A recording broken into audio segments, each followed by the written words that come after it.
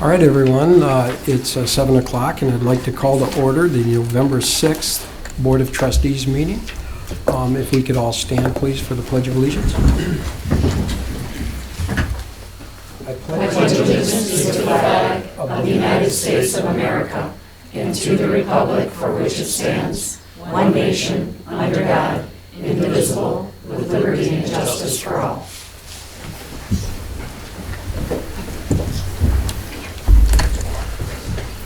Okay, thank you. Kelly, would you like to roll so that we are all present?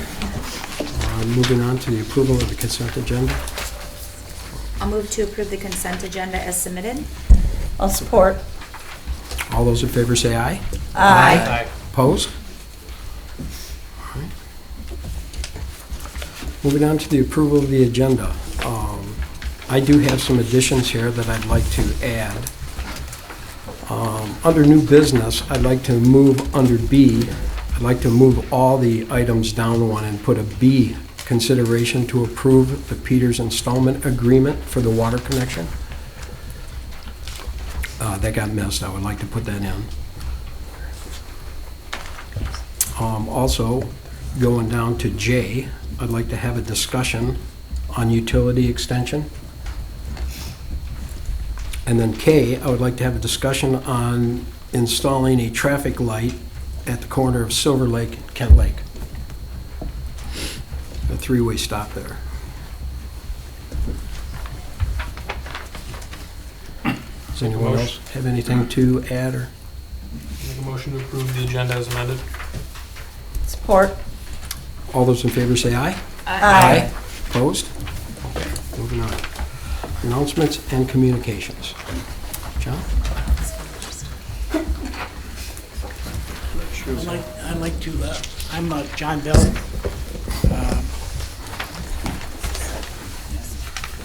You have paper in front of you, some talking points just to follow.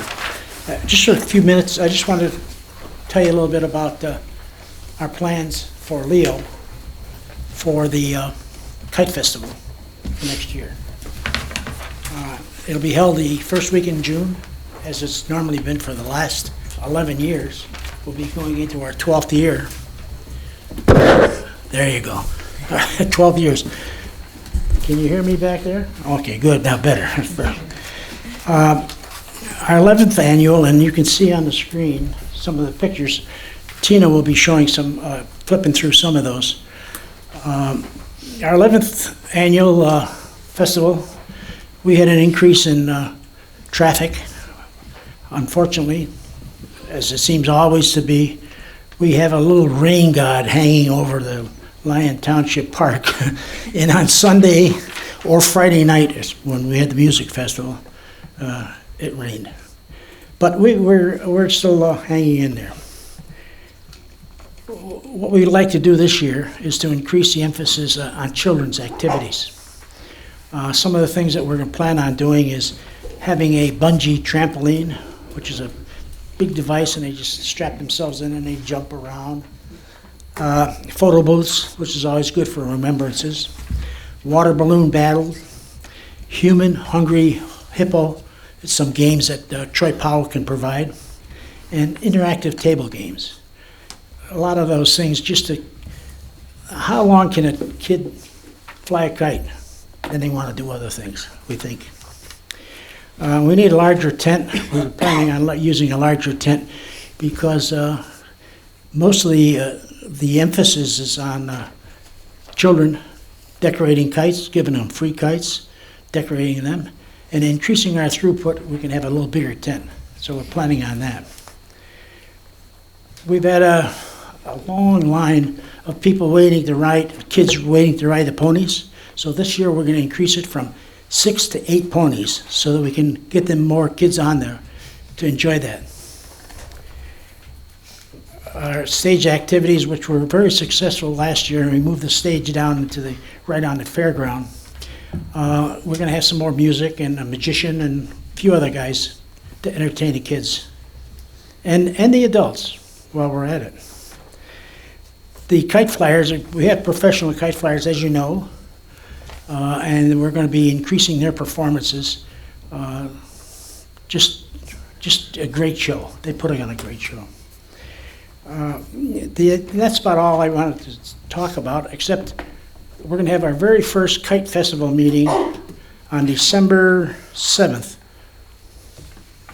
And we'd like to invite anybody, viewers, or any of the public to attend. We're looking for people to help us pull this off for the 12th year. And I want to close by just thanking the Township Board for your support and looking for your continued support in the future. Thank you. John, where's the meeting going to be held? It'll be at the Township Hall, It'll be here? right here, right in this meeting room. Yeah. You've increased the ponies by 2 horsepower. What's that? You've increased the ponies by 2 horsepower. 2 horsepower, right. Very good, very good. Thank you. By the way, John, you guys do an excellent job there, and it's just gotten better and better and better every year, and, Yeah. congratulations to you guys and all Well, the volunteers. There's a lot of volunteer work goes into there, including some of the people that I can see on this board here. Patty is always very involved in it and things like that. And we like to think that we're making a contribution to the community. It is a wonderful time. Thank you. If I could, I just want to let everybody know, those who didn't know, we did have an election in Lyon Township yesterday. And unfortunately, our turnout was very low. We had one item on the ballot, and like I said, unfortunately, our turnout was low. It was a 16.4%. So the millage did pass in Oakland County, so it worked out good for them. But I wanted to say thank you to all the precinct workers and AV Counting Board. Our AV Counting Board really did increase quite a bit, so they had a lot of work and they were busy all day long. But without the great staff we have and all of our really great inspectors that show up and do their job every day for the election is really great. So thank you very much to all who helped and to all who voted. Very good. Anyone else? All right, moving on. Call to the public.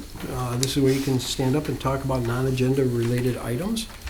And just please keep it short, couple of minutes, 3 minutes, and address and name for the record, please.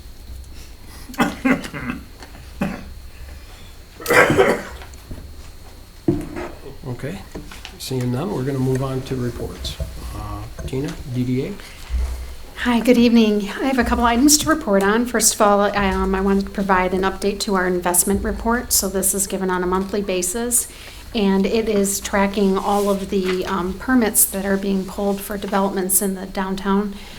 We do have a very large downtown, for folks who might not know. It goes from Kent Lake Road all the way to Napier, so it includes our entire industrial area. But for the month of October, there was a total investment of $436,850,000. $425,000 of that is accounted for a build out of a new distribution warehouse center that's going into Quadrants Industrial Park. We are currently the DDA subcommittee on our New Hudson Drain. As you know, this is a big project for us. It's a estimated $2.8 million drain cleanout. And we are working hard as a committee to identify funding sources. So we have meetings scheduled for this month with the state, with the county, and also with our regional partners as we continue to look for additional funding to help pay for that project. Also, we've started our promotions committee for the DDA has started a new fun video campaign in our downtown with the help of Leo the Lion, our mascot. He is visiting different businesses and just learning more about the business owner and what they do. And we went to Tim Miner's barbershop to start with. And so if you haven't had a chance, if you go to our Facebook page, Downtown Lyon Township, you'll see our first video where Leo's sitting in the barber chair and Tim is cutting his mane and explaining to him what he does in the barber shop and how long he's been there.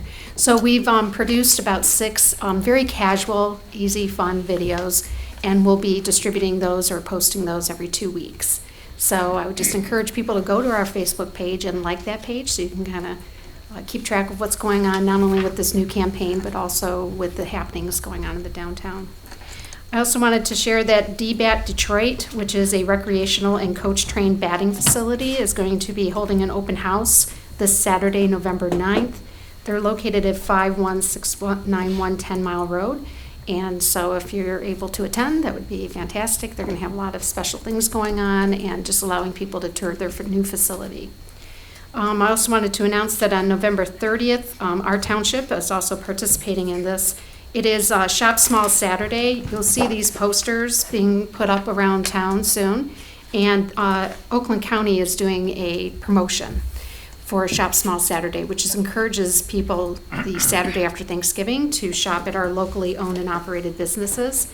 And it's a contest where consumers can take a picture of their receipt and turn it in, and they're eligible to win up to $5,000, a $2,000 prize, a $1,000 prize. But if the businesses also register, whoever's receipt that store comes from, that store owner wins $1,000. So it's just a nice way to encourage people to shop local. Also, we had a great open house event at Earthwise Pet Nutrition and Wellness, which is located down on the southwest corridor on Pontiac Trail. They had an open house on November 2nd, and it was very successful. It's very exciting to see our new businesses being supported by the community. And just wanted to remind everyone, lastly, that our DDA meeting, which we normally meet on Tuesdays, is moved to Wednesday next week because of the Veterans Day holiday. And so the DDA board will be meeting on Wednesday, November 13th at 7 p.m. And that concludes my report. Thank you, Tina. Any questions for Tina? All right, moving on. Chief. Good evening. Good evening. Had a few things tonight. One, I wanted to start off by congratulating Fire Marshal Brian Holzheimer. He completed the 9-month Eastern Michigan University Senior Fire Staff and Command last month, and supervisor attended along with myself and the deputy chief. So we're proud of Brian on that accomplishment. Second, I wanted to mention that we did not get the SAFER grant for firefighter funding this year. We'll try again next year. But I did want to introduce the 4 firefighters that we have hired full-time. So these will be the first full-time career firefighters in Lyon Township history. 3 of them were able to make it tonight, and if they would stand, Chad Chimay, Doug Mobes, and AJ Hamilton. Tom Arnold could not make it tonight. So next month will be a more formal swearing-in ceremony at the December 2nd meeting. But I just wanted to welcome our newest full-time firefighters and congratulate them.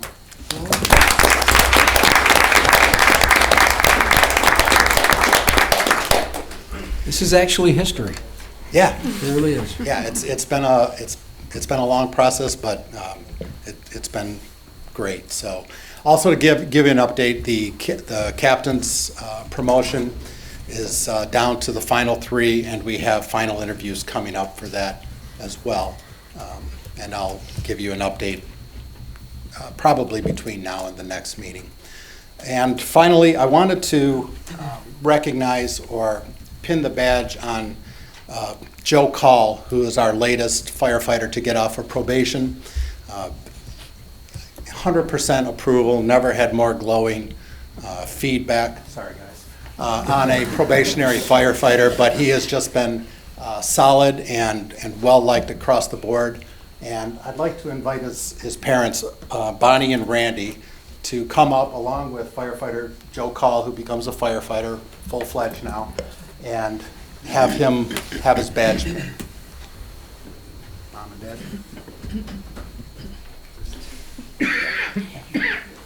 It's not too rigid up here, so it's good.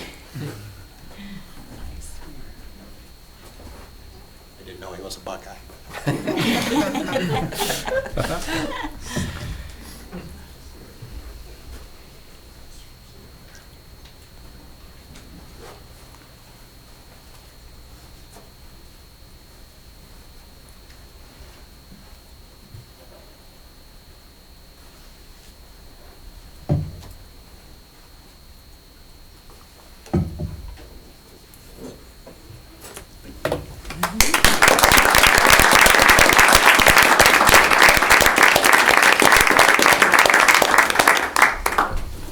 And that concludes my report. Questions? That was awesome. Okay, thank you. Thank you. All right, moving on. Lieutenant Whitfield. Yay. Good evening, everyone. Hey, congratulations on your promotion, and we are so Thank you. happy to have you here. Thank you, I really Just appreciate wanted it. to let you know that. I appreciate all the calls and the endorsements as well. But, so I don't have any major incidents, for the public. Those of you that may not know, Lieutenant Mark Venus retired, and I'm his replacement. My name is Leslie Whitfield. So if you have any questions, please feel free to come down to the substation. You can talk to me. I'll invite you in and show you around. All right. So again, I don't have any major incidents to report. Just a couple of quick updates. As you all know, the speed sign, there has been some concern about it. We got it up and running. We worked through the hardware and the software issues, and it's currently deployed on Grand River. So we're going through some testing phases right now, but we can expect to see it in and around the township moving forward. And I'd like to remind everyone that it's the holiday season, so if you plan on going out the Wednesday before Thanksgiving for some drinks, to get a DD or use one of the Uber or Lyft kind of ride services available to you, so everyone's safe. But that's it, but thanks, everyone. Thank you, Lieutenant. Thank you. Thank you. Okay, moving on. Planning Commission report. All righty. Well, we had 2 planning commission reports in October, meetings, I'm sorry. The first one was October 15th, which I was not in attendance because I was at the Treasurers Institute. But they had the Baker family rezoning, which is on our agenda tonight, and that was denied by the Planning Commission. And the second agenda item was the New Hudson Medical Office building, which is on the New Hudson Ring Road over here. And that was tabled because it needed some additional work and some questions about the site plan. Our other meeting was on Monday, October 28th, and we had a small agenda. We discussed the text amendment for the parallel plans because Sean had brought up some good points about that, and so we scheduled a public hearing for our next planning commission. And then we talked about solar energy systems. So we had a big discussion on that, and it's mostly for businesses. We allow it for residential, but our ordinance at this time does not allow it for businesses. So we're going to take a look at that, and we're going to schedule a public hearing for that also. And that concludes my report. Okay. Any questions? Okay. Moving on to the ZBA. Anything? There Lisa? was no meeting in October. Quick report. All right, moving on. Robert, Park Advisory Board. Yeah, so we have the ice rink proposal coming up later. We'll get to that. Some other, along the same vein of looking at some kind of smaller, quick hit, bang for our buck kind of projects. Some other ideas floating around in the mill right now are a bocce ball court, horseshoe pits, a mountain bike course, and a remote control racetrack. Some things were done to look into possibility of seeing if DTE was interested in putting some renewable energy, something up on the hill, be that solar or wind or something. That's kind of stalled out largely due to concerns about the need to mount either of those devices on a pretty hefty mast that would have to likely go through the cap, which would obviously be an issue. We are expecting to do a final review on our capital improvement plan coming up in November here, and we'll also have a visit from Holly to talk about some potential opportunities to maybe have some crossover things with the library utilizing some of the outdoor spaces. So, Very good. yeah. Okay. Thank you, Robert. Okay, moving on. Bob, DPW, anything going on over there? Yep, I have a few things, John. We've been winterizing all of the fire hydrants in the township. There's over 1,000, and we're well on the way. We'll be done by the end of this week, and what that means is they've all been checked, pumped down, and so no water can freeze, so they're available throughout the winter months, which is extremely important and puts your mind at ease. We've been working on our cross-connection reports. Now, the DEQ requires every municipal and public water system to do a survey of cross-connections in the township.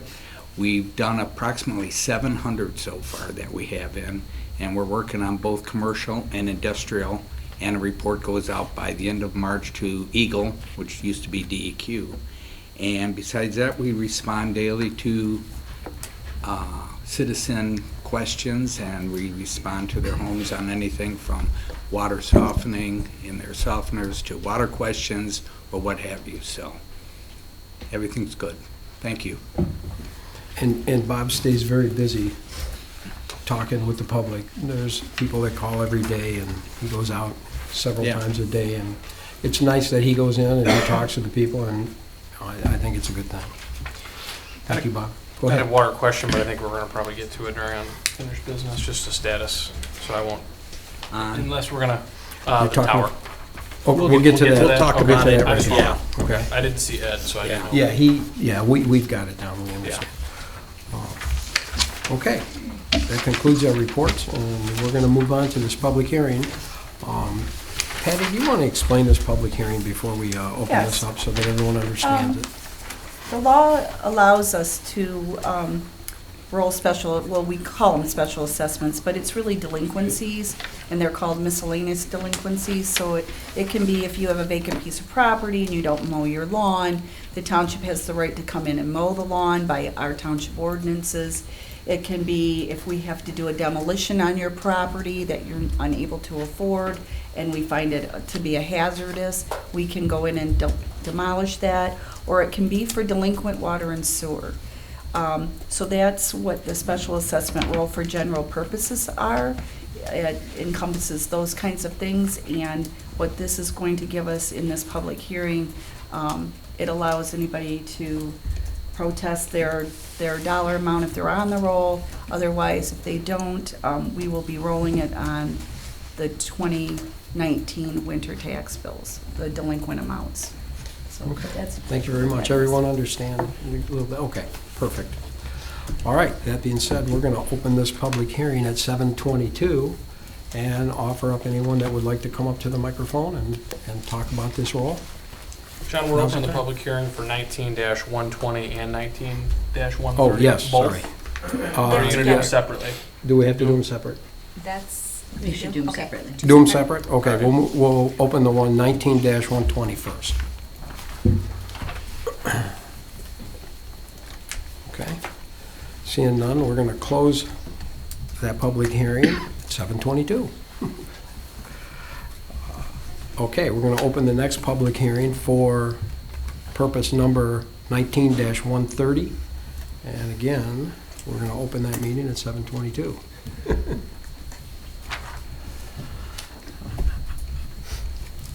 Okay, seeing none, we're going to go ahead and close that public hearing. And we're going to close that public hearing I at think it's 7:23. Yeah, it just changed. Okay, thanks. All right, we're going to move on to the unfinished business of Artesian of Pioneer Water discussion, and this is where we'll talk a little bit about what's going on. Bob, you want I'd to be go ahead and happy start to. it out? Sure, John. Let's start with our existing plant at the Woodwind plant. As you know, that plant went online around April 15th. The water quality coming out of that plant is just spectacular right now. And as summers has come to an end and fall's taken over, our usage township-wide is reducing.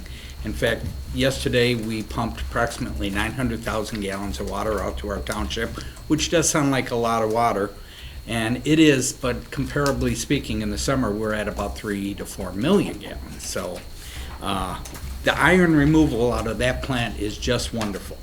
We're at approximately 0.04 parts per million of iron, and that is a very, very good number, and our goal is to keep that up all the time. So let's move on to our next plant, which is the South Hill plant that is under construction right now. And Artesian of Ohio is also building the exact same plant on the corner of Grand River and South Hill Road. That plant is approximately 70 to 75% done. The tanks are in, the wells have been set, the pumps are in place. We're doing final electric and some plumbing work in there. Things that couldn't be going better. And our goal is over the winter, once that plant comes up, we're going to put the two systems together, and so they read one another and know when to turn on and off. It's just going to be great.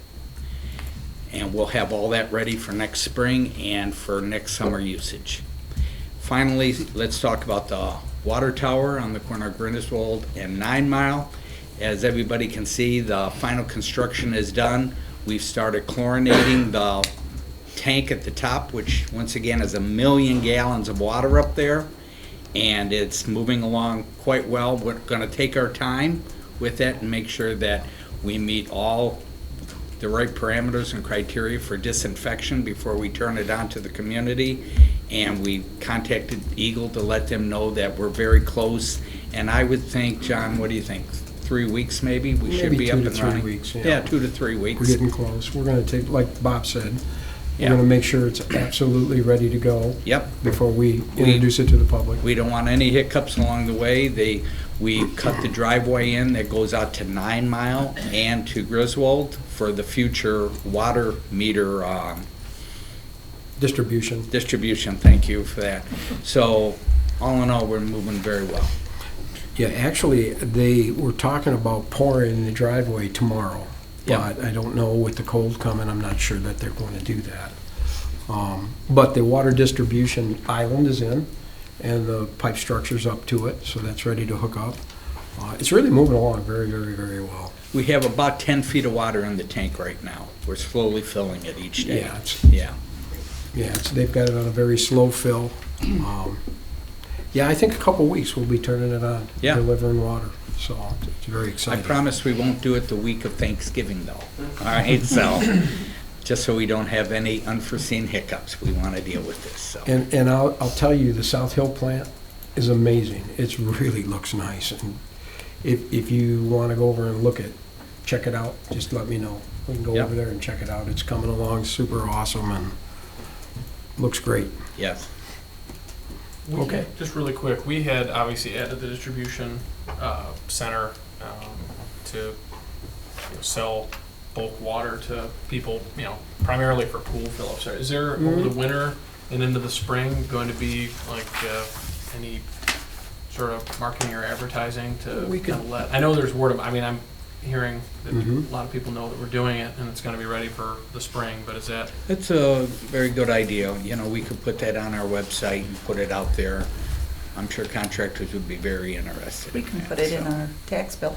Sure. I mean, it's obviously it's to generate revenue to offset Sure. the costs that keep the water rates Absolutely. low. I mean, we've got really low rates as it is. So And when you drive by, part of the construction for that's already been completed, Sure. so, yeah. it sounds like it'll be ready well in advance of the need, unless Yes. someone's filling their pool up. It'll be over the ready. winter and get a good deal. The nice thing about it, it has 3 out sources for it. It has a large fill of about 4 inch, so you get the big tankers in, Yeah. they can fill quickly. It has a 2 inch, no, it's a 3 inch fill, or 2 inch Yeah. fill. It has a 2 inch fill on the other side that can fill like 55-gallon drums, the food Contractors. containers, well, just Some of those things. contractors that do the boring Yeah. projects need a lot of that. And then it has a third outlet that has a small hose that you can fill water jugs. So if somebody runs out of water and their wells go bad, they can literally go to that site and get drinking water. So it's a very cool deal. It's going to be very nice for and it's unmanned.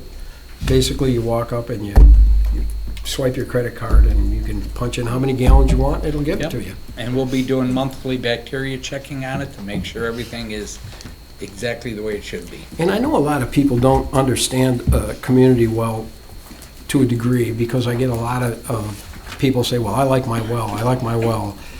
But in a community well like we have here in Lyon Township, we actually check the well for bacteria 10 times every month. Every month we have 10 samples that goes to Brighton Analytical, Yep. and they make sure that everything in that water is pristine. And it's a very safe way to do things. And 10 then a times a report- month it gets checked. And then a report is sent to Eagle each month. It has to be there by the 10th of the following month, so the protocol and the transparency is totally there. Yeah. Yeah, I had a gentleman tell me, well, I'm glad I have a well. And I asked him, I said, well, how often do you check the bacteria in your well? He goes, check the bacteria in my well? He goes, yeah, you really should do that at least once a year.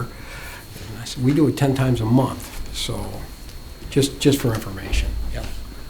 Will that be winterized or will it be usable all winter? No, it's usable all winter. Yeah, it has backflow stoppers in the ground. You know, you can use it all winter. It's a very neat deal. One more, well, if I don't ask it, you're gonna ask it.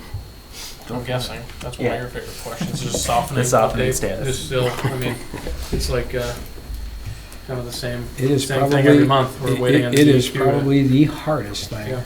that we've ever dealt with, and I'm just not. I'm not sure where it's going. The DEQ stops us at every corner, and it's all about the discharge. 100% about the discharge. Yep. We have to find a source to discharge the brine. Period. And we have a couple sources, and I don't want to say them in public yet because I don't want to jeopardize the source. But we have some things we're working with, and all we need is that, check that box, and we'll have softened water for the township, and we're not going to give up. So we don't have a final solution, but we do know that whatever that final solution involves will include having to deal with, I guess, the waste out of the system. I mean, that's the biggest hang-up right now. It's the only hang-up. Okay. It is the only hang-up. Everything else has been approved. Talking about that only as a hang-up too, people in Detroit water don't use softeners, and we have been told that our water is every bit as good It is. as what comes from Detroit. It's just not soft. I know. Surface water is a soft water. It comes already. We bring it out of the ground, which has minerals I mean, local attached. people want a water softener, they can add that. Well, I do Most know, of them I've had some residents tell me that they're waiting, they don't have a water softener. They were gonna purchase a water softener, and when they heard that we were aiming to get softened water for the municipal system, they've been hanging up, they've been waiting and haven't done it. And so they're kind of back and forth. Do we do it? Do we not do it? Do we do it for just the next year? Is it 6 months away? So I do know that residents are very interested in that as a service for our water. Well, the good thing is the water that we produce, the filtered water that comes to your homes now, has 0 iron in it. So it will not wreck your appliances, but it is hard. And if you had a softener that was already installed, that'll make that softener will work so much better Yeah. because it's not working to get rid of the iron. So we're working on it. We'd love to send it soft. I mean, that's our goal. It always has been our goal. Any other questions? Anyone have any questions out in the pub, anything about the water? Okay. Okay, great. All right, we're going to move on to new business, and this is the consideration to approve the emergency water connection procedure, resolution 2019-23. And again, we did this with the sewer. And this is the same type of an agreement we did with the sewer. And this is so that we can make sure that our residents, that maybe they don't get thrown out of their house because of a water connection or a sewer connection. And that's what this is. This is an installment procedure that we can help the residents out.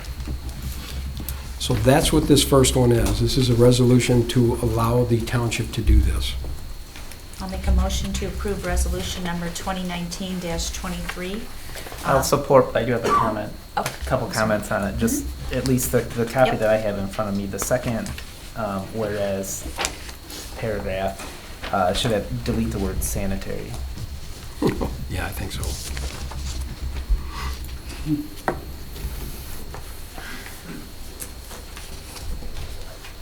Okay.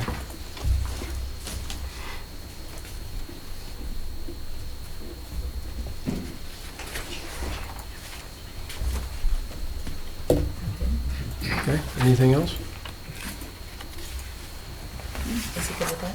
Yeah. Okay. I just want to make sure Sure. that the resolution has an Exhibit A attached, which is the sample agreement. Yes, that's right here, sample. Okay.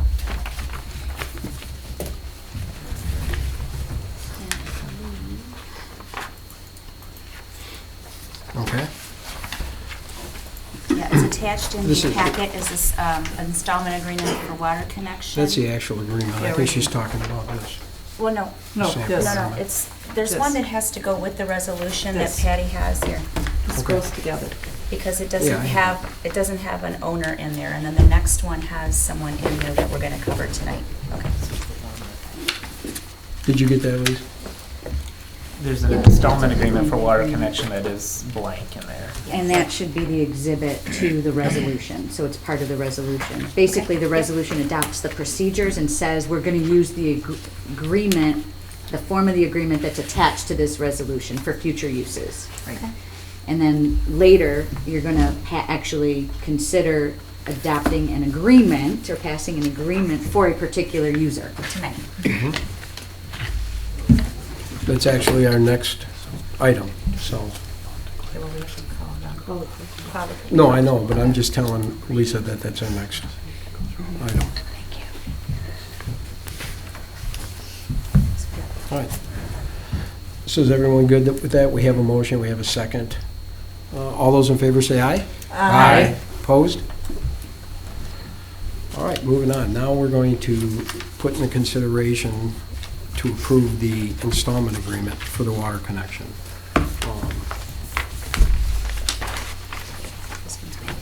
Do you want me to talk about it? Yeah, you can go ahead and talk about that. Okay. The reason why we asked for the resolution is because we didn't realize that when we approved the resolution a few months ago, that we had a sewer installment plan, but we didn't provide for a water installment plan. And we just had a resident that they have an absolute emergency. They've actually been without water for 2 weeks. And so they need help, and we spoke to Carol, and we didn't realize, she goes, oh my gosh, we should have did it for both. So Carol provided the resolution and the installment agreement, and then this is the same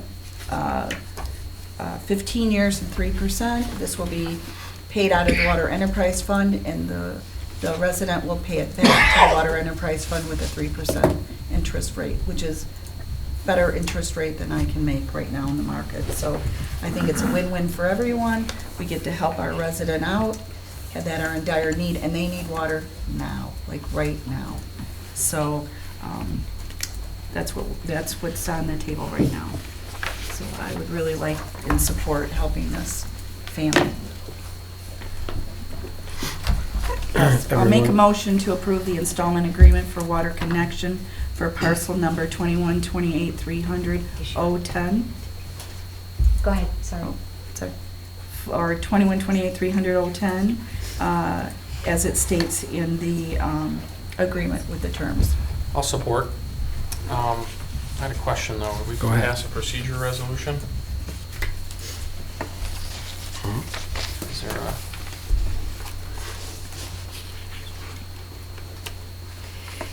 It will be, it'll roll on their winter taxes Okay. every year for 15 years. Okay. Are you good with that, Sean? Yes. Okay, any other questions, any discussion? All right, we have a motion and support. All those in favor say aye. Aye. Opposed? All right, thank you very much. Leslie, how do they go forward right away with this? I'll email the contractor to have them start tomorrow, if possible. Perfect. Wonderful. Okay, so Thank just you. need you to come in and sign that for us, the agreement. All right, moving on to the Special Assessment Resolution 219-24, confirming the general purpose role, 19-120 and 19-130. Do you need more time? I'm sorry, I'm causing a ruckus over here because Sean was Let's loading my cause it. computer, and I missed whether you actually made a motion and approved item 11A. Yes. And then you moved on to the Peters installment agreement, and you did the same thing for that separately? Yes. Sorry, it was me. I thought, and I okay. even asked, because I thought sorry. We don't mind causing ruckus, it's okay. Better to be safe than sorry. Yes, I would. Are you good, though? Everything good? Okay. All right. Now we're going to move on to the Special Assessment Resolution 219-24, confirming the general purpose rule 19-120 and 19-130. So we'll take this as one then, because the resolution includes both, right?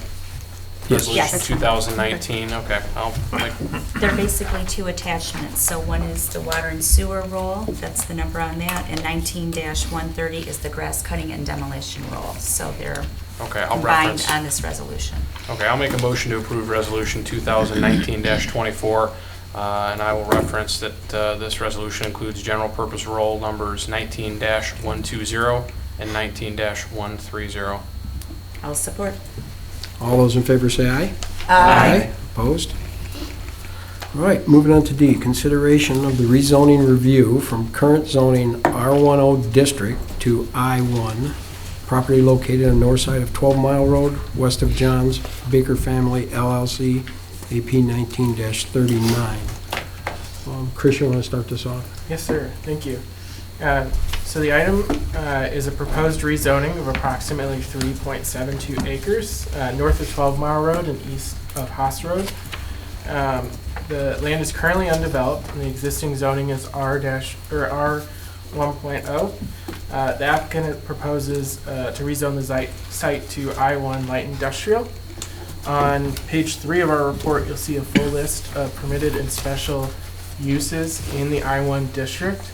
Some of those include the manufacturing, processing, packaging, and assembly of food products, plastics, fabricated and metals and machinery, wholesale trade, warehousing, greenhouses, nurseries, dry cleaning plants, and laundries. Some of the special land uses include freight and transportation facilities, mini warehouses, construction equipment and sales, and storage. On October 15th, the Planning Commission held a required public hearing to consider the proposed rezoning. The Planning Commission voted unanimously to recommend denial of the proposed rezoning to the Township Board, which has final authority to approve or deny the proposal. There are 9 criteria in our zoning ordinance to evaluate rezoning proposals, and we find that the proposed rezoning meets some of those criteria, but does not meet all of them. If it's okay, I'll just go over a couple of those. Item 2 states, will the proposed amendment further the comprehensive planning goals of the township? The proposed rezoning is consistent with the future land use map, which shows parcels as general industrial designation. However, as we noted in section 1 of our review, rezoning the parcels to light industrial district will conflict with several planning goals in the master plan. Specifically, residential and agricultural development policies section of the master plan states that residential areas should be separated from intensive and incompatible land uses. The research and industrial development policy section states that the pace and type of research in industrial development should be monitored to ensure it is in keeping with the overriding goals for preservation of the natural environment and protection of residential areas.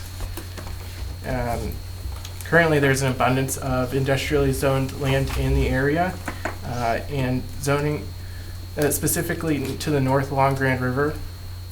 And adding industrially zoned land immediately adjacent to the residential areas may not be necessary to keep pace with current development trends.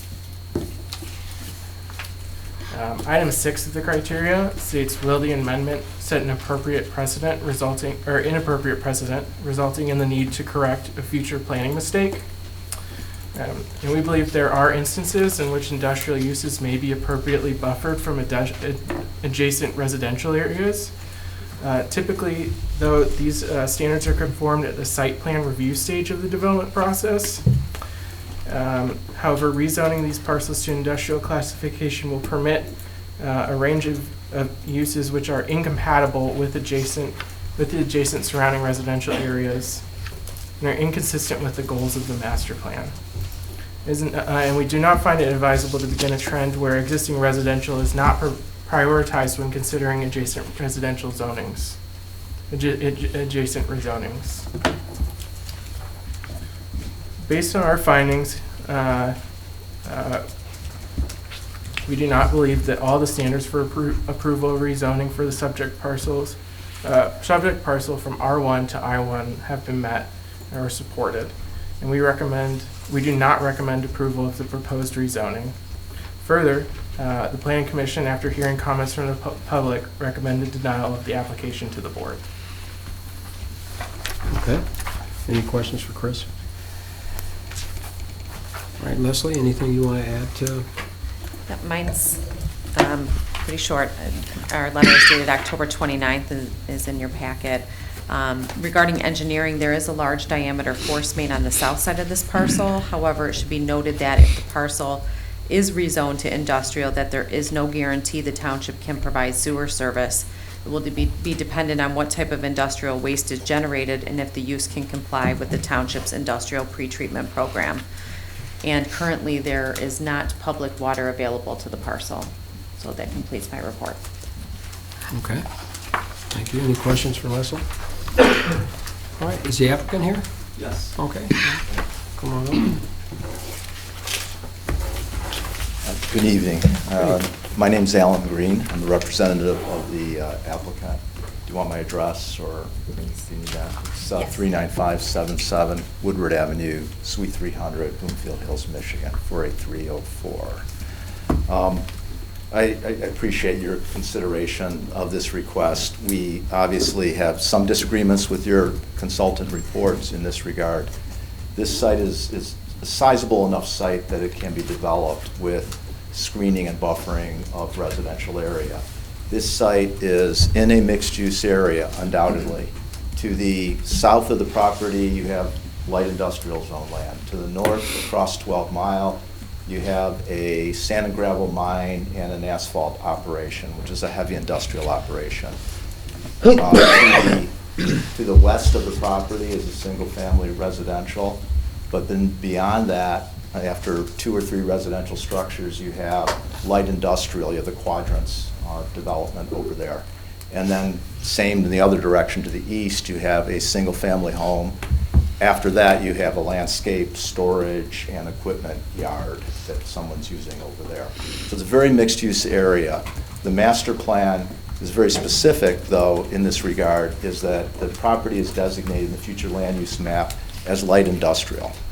And it was designated that way in 2012, and it was designated, 2012, probably a little bit earlier than that, but it was redesignated in your last update to the master plan just 3.5 years ago, again as future light industrial.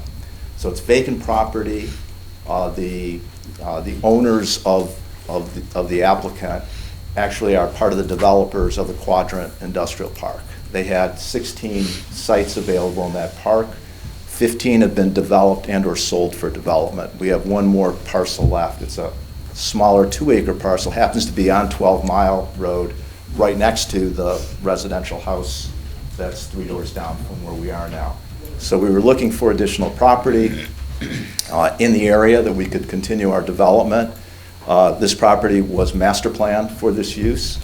It is close by our existing property. In fact, it butts part of the Quadrant's land behind it, and it was vacant. So that's what motivated us to acquire this property for that purpose. The master plan has an extensive discussion about this area and including this property. It's not only master plan for light industrial use, it's within a boundary that the master plan designates as the Grand River Business Corridor, industrial corridor. And this property was in that. The master plan talks at length, you guys know this, I mean, it's your plan, but the master plan talks at length about the fact that there's a recognition that there are mixtures of, there's some residual single-family residential, like this strip here. There are other areas within the district that are residential, and clearly you want to have uses that are going to, be protective of the residential area. But the master plan calls for essentially, at some point in time, the residential areas within this area to go away, as opposed to bringing in new residential, single-family residential in this corridor that has very discrete boundaries. And that's been carried on in the township for a while. So I get it. I understand the concerns of our neighbors. You know, you have this site here, what's going to go on here. There are constraints. Your zoning ordinance, your I-1 district, actually says quite specifically that the protections in this district require that there be no external forces affecting noise, dust, odor that would affect adjacent properties. And it actually says that the I-1 district can be located next to residential or commercial land uses. So you've protected that in a way in your district itself. The second thing I wanted to point out that no one mentioned before was that this is also within your wellhead protection district, overlay district. So all this property is within that district. And for us to go and actually site plan and provide a proposed use, we have to get conditional approval from both the Planning Commission and this board. There is no use permitted as a matter of right under the wellhead. No, I should say this. There is no industrial use, light industrial research office use permitted as a matter of right in the wellhead protection overlay district. So there's another level of protection with respect to the uses here. And I know that your planner just listed a laundry list of some of the, what I would call the more intense exotic uses in the light industrial district, most of which wouldn't fit or be appropriate for this property. The type of uses that we would have would be similar to some of the uses in the Quadrants Industrial Park. I mean, we're talking about, you know, low-intensity research office types of development that are fairly quiet. I mean, in fact, they're very quiet, and you have ordinances with respect to that. So I think that just to the contrary, to take a piece of property that you have planned for a long time, master planned, and continue to master plan through your recent updates to the master plan for a particular use, and then say to the owner they should do something else with it. Like there is a lot of industrial and other uses around this property. And for us to go and take this property now and develop it for single family use is inconsistent with everything in your master plan in that regard. And I think it becomes difficult too. You have one of your requirements in there that talks about, you know, establishing precedent. You know, will this establish a precedent for further rezonings, things like that? It's almost just the opposite. It establishes a precedent of you not honoring your master plan. And I say this because, hey, I'm an attorney. I've probably done dozens of rezonings, probably a lot more than that. And almost every time I come before a township, and this township too, the statement typically is, this is not consistent with our future land use map. I mean, almost every rezoning I get is not consistent with the future land use map. I finally got a situation where we're consistent with the future land use map, and we're sort of told that it's not appropriate. That would set a bad precedent, because it would seem that, you know, you honor your map when it's convenient to do so, you don't follow it when it's convenient to do so.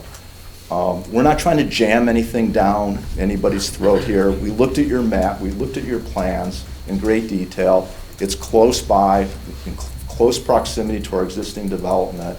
We think we are a good developer in the community, and we think that our projects there are desirable and low impact, and this was just a next appropriate site to find to be able to continue what we were doing. I don't have anything else to say in that regard. I could, you know, in front of the Planning Commission, we talked a lot about the different provisions of the master plan and what they provided with respect to this corridor, including the recognition that there is residential there, and including that the idea wasn't that you would then use that residential that exists as a reason or a mechanism to then stop the expansion of the industrial within this district. And so if you have any questions, I'd be glad to answer them. All right. Thank you. I'm going to go ahead and open it up for discussion. Anyone want to start questions? Lisa, you want to start? You have anything you want to say? I just kind of, it was page 4, one of the things that I thought was of significance was page 4, item 6, the last sentence that I really dialed in on, is that it is not advisable to begin a trend where existing residential is not prioritized when considering adjacent rezonings. And that's what I keep looking at when I look at the map, when I look at the residences that are right there, and when I take a look at Google Maps. I mean, the people who are right there at Johns and 12 seem like they have a really nice setup. I mean, they've got some large lots. They've got they're right along the pond, and I would hate to see an industrial property that's just 2 doors down from some of these. So as I said, I definitely honed in on that page 4, item 6, that last sentence. That's all I have. Okay. John, do I add anything? Well, he stated, and the ordinance says, that light industrial could be adjacent to residential, but not surrounded by, which this parcel is. And you can't control, if you let that go industrial, light industrial, with all the conditions and everything, that doesn't mean that it won't be changed down the road. Somebody, another business moves in, that we aren't, if we aren't vigilant, anything can happen. So basically, I'm very much opposed to this. Okay. Michelle, you got anything to add? No, I had the same as John, that being surrounded by homes, and has he tried to purchase the other properties first, or he's not really looking to do that, I guess is my question. I mean, I get future land use, but there are homes there, and I'm sure, I know I wouldn't want to live next to it, so I agree with John and Lisa. Yeah. All I know is that, that there's been at least, there haven't been formal offers or anything, but I know that we've talked to every one of the homeowners and said, if you're ever interested in selling your property, talk to us. No, I'm not. Yeah. Okay. But Hang on. but again, that's all I can say. Okay. I mean, Okay. All right. I'll just say that when we have a future land use map, it is future, and I think until that piece of property is I mean, you've got residents on all sides, and I can't see it. It almost looks like a spot zone, even though the future land use map, I mean, it can still be in the future, but I think the houses that are around it probably you'd have to do something with them first. I can't see putting an industrial building in the middle of all the residential homes. I mean, that's just, I can't see that. We need more traffic on 12 Mile too. Okay. Patty, you want to say anything? Well, I agree with my colleagues. I don't think there's much else to say. I wouldn't want to live there. I'm sure an industrial building, I don't think the people that purchased the building would want to live next to that industrial building either. So I would not be in support of this. That's all I'm going to say. Sure. Yeah, I mean, all the homes there, I mean, it's not like they're non-conforming. It's not like these are homes on residential properties. These are homes on residential properties or conforming uses, and they have the right to stay there. They don't have to sell to anybody. They expect the residential property that's across the street from them or down the street from them that's, zoned just the same as them to be developed consistent with its current zoning. And I think, it was hit on in the review that, it's not advisable to begin a trend where existing residential is not prioritized when considering adjacent rezoning. These folks all live here, and probably in many cases have lived here for decades. So this owner is the only thing that's changed. So ownership's changed. It doesn't mean that we should completely, wipe out all the existing conforming residential that's there and that's, appropriate. So I agree that it should stay the way it is, or at least not be rezoned industrial. Chris, go ahead. Well, I mean, I guess just looking at the 9 criteria for the rezoning, I mean, it needs to meet all 9, and you're harping on the future land use map, which, yeah, the future land use map does meet the I 1.0, but that's only one of the one of the 9 criteria. So, you know, you're meeting a lot of them, unfortunately not all, so I have to agree with everybody up here that, you know, it doesn't meet all 9. All right. So that being said, somebody want to make a motion? I'll make a motion to deny the request associated with AP 19-39 due to all of the discussion tonight and the review done by McKenna and Associates dated October 29th, 2019. I'll second. Oh, I should also add, and also per the Planning Commission's recommendation as well. Second that also. All right, we have a motion and a second, and I always would like to ask if anyone in the audience would like to come up and have anything to say about the project that has anything to do with this, you're welcome to come up and talk. And if not, we'll just go through. If you could keep it, please, at a couple minutes too, that'd be great. Thank you. That would be easy. My name's Walt Cousins, 52-400 12 Mile Road. I'm immediately to the east of that property. I guess 2 things I'd like to say. One is, in the Planning Commission meeting, there was discussion that on the south side of 12 Mile Road, across from these houses, is future planned for industrial also. That's not true. That is residential. All of the industrial is east of Johns Road. And I bring up the same question I did then, and it's my ignorance, I don't know. When this future master plan was done, I don't understand why 7 residential lots, 5 of which already had homes, were added into that part. The good break would have appeared to be Johns Road. And you speak in the master plan about buffers and things like that. To me, 20-acre body of water with the associated wetlands and such seems like a very good buffer. Thank you. Thank you. Anyone else like to come up?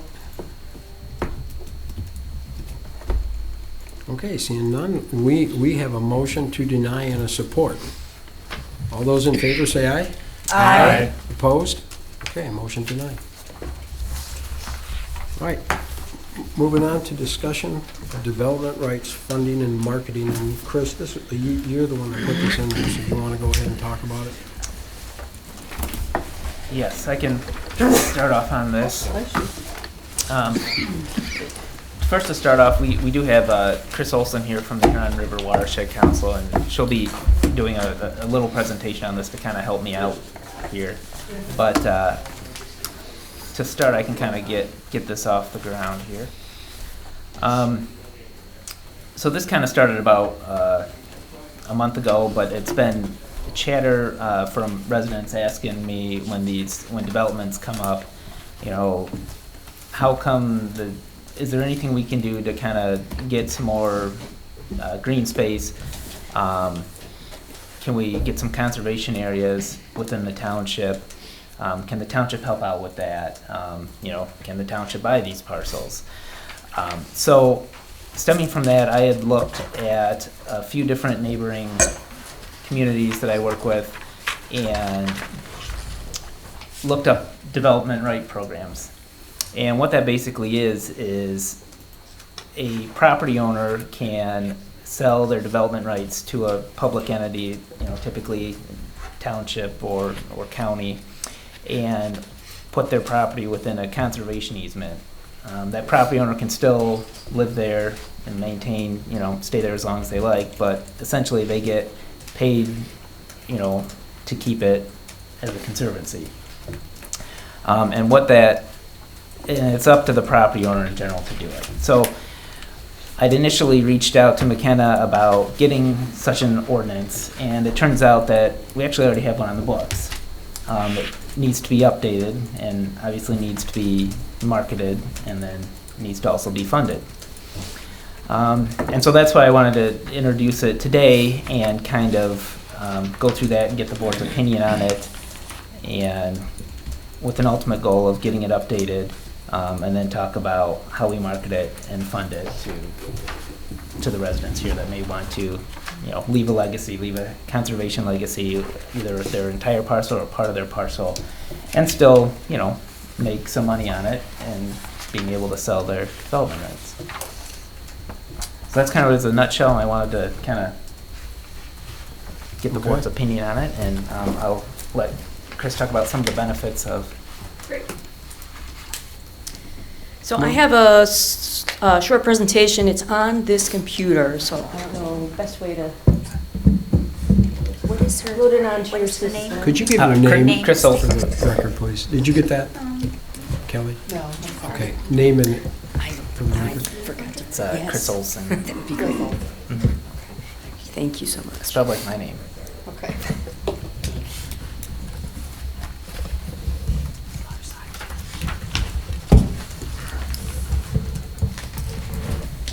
And I think the initial process of this started way back in 2008, and what's on the monitors here is the Green Infrastructure Vision Plan, and actually John Hicks was part of that back 11 years ago.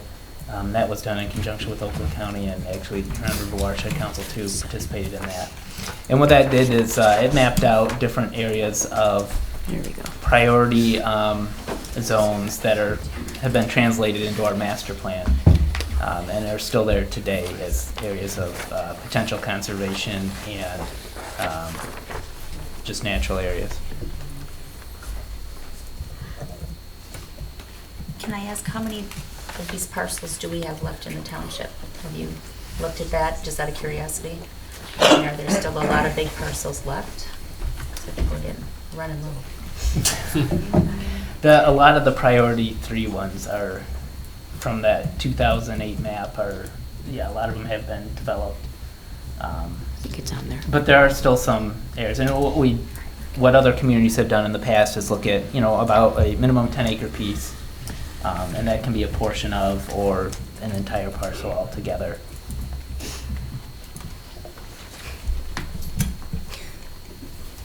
And I think that's a good question, because if we, looking at certain ones that we are targeting, or a certain number that we're trying to hit, if it's an acreage number, that kind of connects to the marketing aspect and the funding aspect, depending on the amount of land. Awesome. Okay.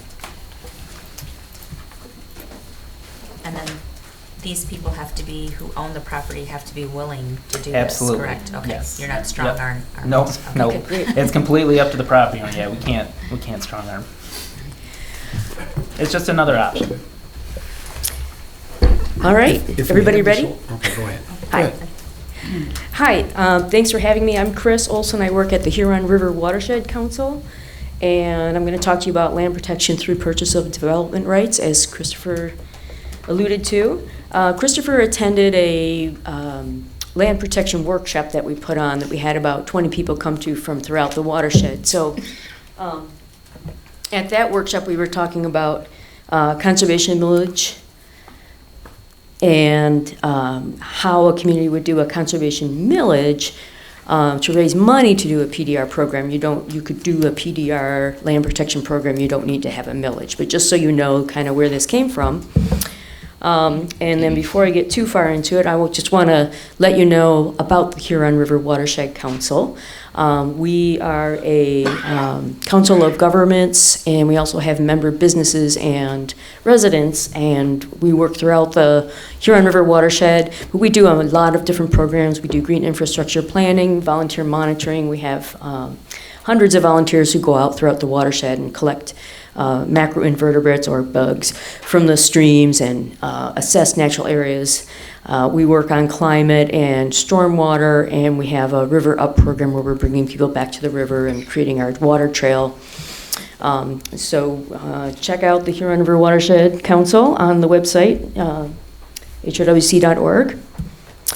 This is our geographical area, so we start up in Oakland County and flow through southwest Oakland and southeast Livingston, and most of Washtenaw County, and then down into Lake Erie. We are considered the cleanest urban river in Michigan, and a lot of the reasons for that is the substantial natural areas along the river and their tributaries and throughout the watershed. We have a multi-million-dollar recreational fishery and lots of endangered and threatened species, a great deal of biodiversity in the watershed, especially considering that we're in southeast Michigan. We have the only state-designated natural river district in southeast Michigan, and 2/3 of the region's recreational lands are in our watershed. So people from Detroit and Wayne County come out to our watershed to recreate. And as you guys know, the Huron Valley Trail runs through here, so you're quite familiar with that. We have a lot of paddlers every year that use the water trail, and the Huron provides drinking water to the city of Ann Arbor, so it's quite an important resource. And I'm talking about land protection. And I just wanted to go over with you real quick the benefits of land protection, not just for having a pretty place to drive by, but it provides drinking water, so those natural areas naturally filter water and keep it clean for our drinking. Wetlands especially provide control of stormwater and flooding. It, of course, provides wildlife habitat and the scenic views that we all enjoy. There are unique natural features in our watershed that are worth protecting. And then rural character in a lot of our rural areas. The farmland economy, which is the third largest industry in the state after tourism and the auto industry, or manufacturing, I should say. And it increases property values. Living near natural areas, water features, increases property values. And you can support a healthy economy while attracting, and that's a lot of the reasons these days that companies locate based on closeness to natural areas and to outdoor recreation. And it provides us with resiliency against those bigger storms that we're seeing as the climate changes. So that's just kind of a quick list. I'm going to just go to that one first. There are people out there who are actually quantifying these, what we call ecosystem services, so what these natural areas are doing for us. So all of the food production, groundwater recharge, so you have wellhead protection areas for your municipal wells that we were talking about earlier. Those, if those areas are pervious or allow infiltration of that water into the groundwater, that's better for you because you're relying on that land to kind of provide that groundwater to you for your municipal wells, and then of course for your residents who are on their own wells. So there's been all kinds of studies where they've evaluated these ecosystem services. So this one out in West Michigan came up with $1.8 billion a year of ecosystem services that these natural areas provide. And then we had one done on the Huron River itself, and this is just the Huron River itself, not all the tributaries and the wetlands and the woodlands in the entire watershed. So these are the figures that they came up for that, and it's you can see it's 53.5 million in economic input, and then the environmental value down there is 150 million a year for those ecosystem services, and those other figures there are for the economic value, so local jobs added. Like I say, it's a multi-million-dollar fishery, the paddling that's increased over the years, and the addition in property value. So it's not just a tree-hugging kind of reason to have land protection in your community, but there's really good reasons to do it. And then the reason that I wanted to talk about especially is drinking water benefits. So this is a graph that and a table that shows that the more of your area upstream of your drinking water intake or your well is forested or open or is in a natural area, the lower your treatment costs are going to be because of those ecosystem services. Those natural areas are filtering pollution. They take care of some emerging contaminants, so everyone's familiar probably with the PFAS problem. So if more of our areas were in natural area, we would be more buffered from those kinds of problems, both existing problems and future problems. And so it's kind of a protection versus, protect, invest now in your drinking water resources, or pay up, or you can pay later. So that's one way we like to look at that too. And so in terms of land protection policies on the state level, the state does have a natural resources trust fund. But when you look at the state of Michigan compared to the other states in the country, we're actually last in terms of the spending gap and how much we spend on land protection. And so the state has not really been able to sort of pull its weight, and it's been up to local communities in a large degree to do this land protection. Next door in Washtenaw County, there are 5 townships or local governments that have property tax funded land preservation programs, and then the county of Washtenaw itself has one. So they've been doing their own land protection, and the good thing about that is some of them can pitch in some money on a piece of property, and then they can leverage that money to get other agencies to pitch in money. And so they've often got a lot of that state money that I showed you that graph about state funding for land protection. They've been able to leverage their local money to get money from the state as well. And then just to give you an idea of the results of having those local land preservation programs, this is a map of the protected areas in Washtenaw County in 2000, and then this is the map from 2019. So I think it was almost 18,000 acres of natural areas and farmland protection has occurred based just on local land protection. And then you were talking about where in Lyon Township are these areas? Are there still large tracts of land that could benefit from a PDR program? So you have your existing future land use map, and you were showing the report before where you had the green infrastructure planning process. So you have these maps already where you can look at where your master plan is saying you want to promote more dense development versus where you want to promote less dense development. So you have an idea of where that is. And then you have this community process that you went through that's given you an idea of where a green infrastructure, natural areas, trail kind of network could be. And then there's been a couple more analyses or maps done regarding that. And the one on the bottom right is actually in that Lyon Township Green Infrastructure Report. And these are, you don't need to try to read the legends, but those green areas are, the red and orange and green areas are where the lands that are still open that were mapped in the previous map as being natural areas. So that could be a good guide to figuring out where to look at where some land protection could happen. And then the map on the left is one that we did as part of our work in the Norton Creek watershed. So Lyon Township was a partner in that, and we mapped out areas that were part of that green infrastructure network that Oakland County did, and then compared that to currently protected lands, unprotected lands, privately owned lands, and publicly owned lands. So we can't really look at this that closely right now, but we have that available, so that can be a good guide for any kind of land protection program. So purchase of development rights, as Christopher was describing, it's basically landowner agrees to give up rights to develop the land so they can do everything else they want on the land. They can sell the land, they can live on it, they can hunt on it, fish on it, walk around on it.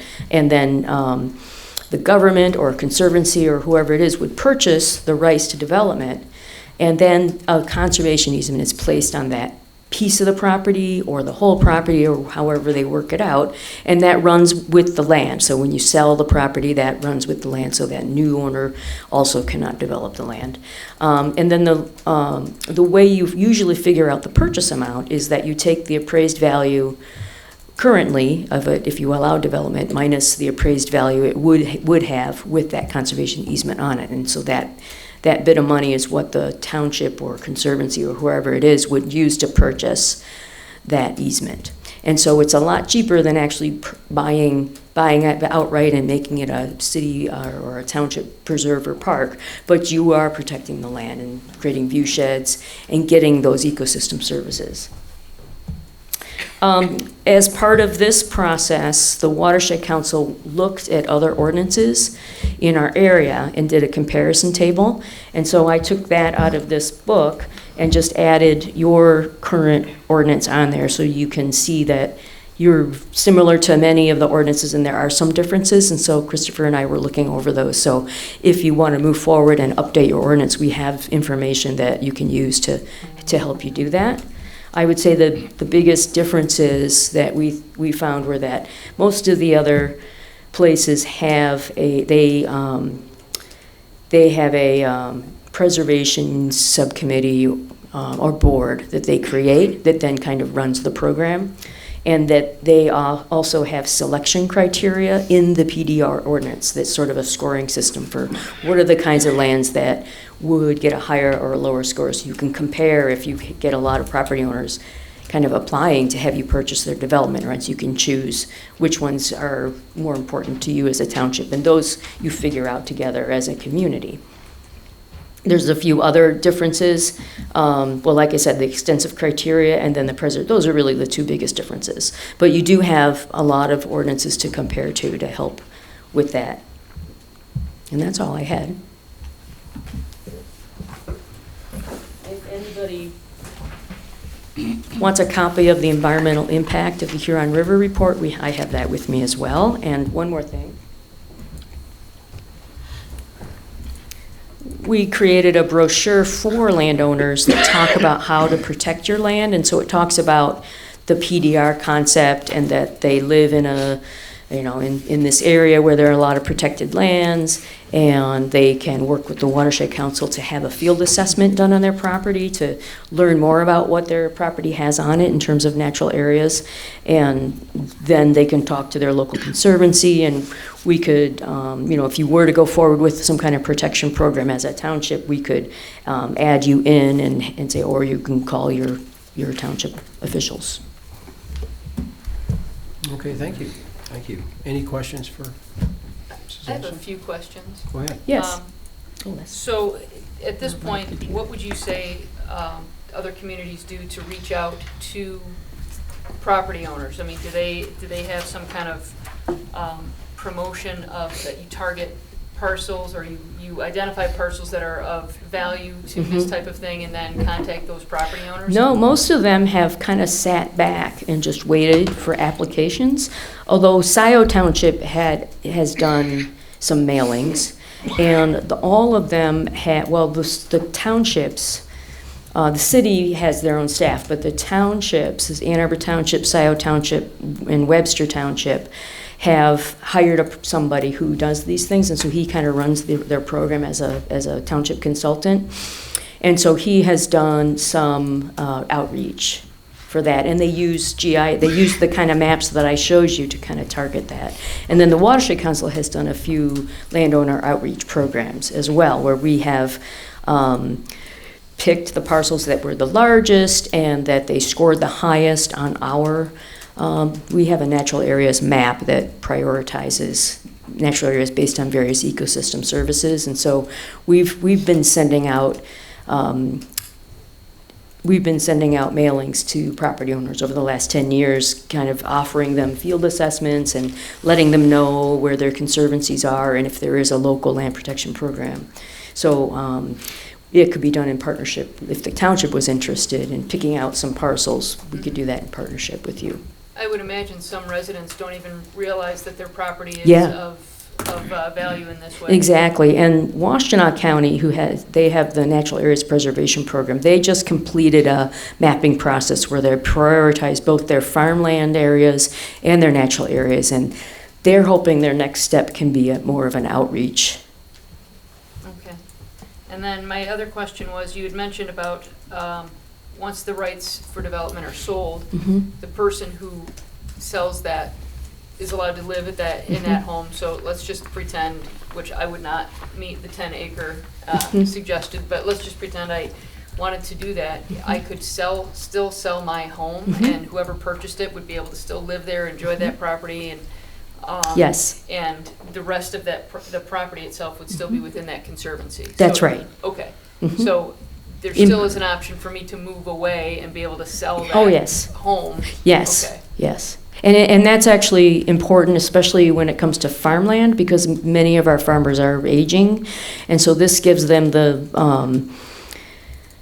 they can get some money out of their land, but a lot of them feel very connected to the land, and maybe they want to retire, but they don't want to really give it up because they don't want to see it developed. And so they can sell to a younger person who's willing to farm it, or at least see that it's continued to be farmed. And you see that a lot with property owners or properties that have been in families for many, many years, and they have an attachment to the woods. And we just did a walk. I'm also on the committee for the Washtenaw County Natural Areas Program, and we did a walk on a property in Salem Township, just next door. They had a beautiful wooded lot, and the father and the son were taking us on the walk, and they were just showing us the big trees, and they were very proud and very excited to see that they could get some money, but they wouldn't have to like sell out, so to speak. So not that there wouldn't be their right, but it just gives property owners an option. So then once that property, if let's say the township or whomever purchases the development rights, and let's say I'm still living in my house, does that mean that if the township purchased the development rights, that somebody who's another township resident says, oh, that's township property, I can go walk around? No. Okay. Nope, that's all worked out as you work out the conservation easement contract. It's possible you could organize something like that. So for the Washtenaw County program, if often when they work in partnership with some of the township programs, they'll work out a way that the county naturalists can do 4 times a year a walk on their property, but it's not, I mean, especially with with conservation easements, that's your property and you don't have to allow access. Okay. All right, thank you. Yeah, you're welcome. I have one question. If you were talking about the difference for the development portion, the rights to buy it, was between the assessment. Now, who is the assessor on that? I mean, we have a lot of farmers that say, that they'd like to retire. Yes. But they want to get as much money out of their property as they can. Right. So they're probably not going to hand over and. Right. So that's off the table right there. I mean, if they don't want to do it. No, they don't have to do it, of course. Yeah. So generally, any licensed appraiser will do the appraisal. So in Washtenaw County, I think the landowner can choose their own, or the township can choose one. I think, John, you hit on a good point of that. Like one of the properties that I had noted, I don't remember the community, but it was a farmer, and they did this but continued to farm. So it's almost like they got part of their retirement funding early, and were still able to farm a few years and do that. So, but yeah, you're right. It's absolutely up to the property owner. Okay. Any other questions? I'll also just offer that your neighboring townships who have this have expressed a willingness to come and talk to other townships that are interested.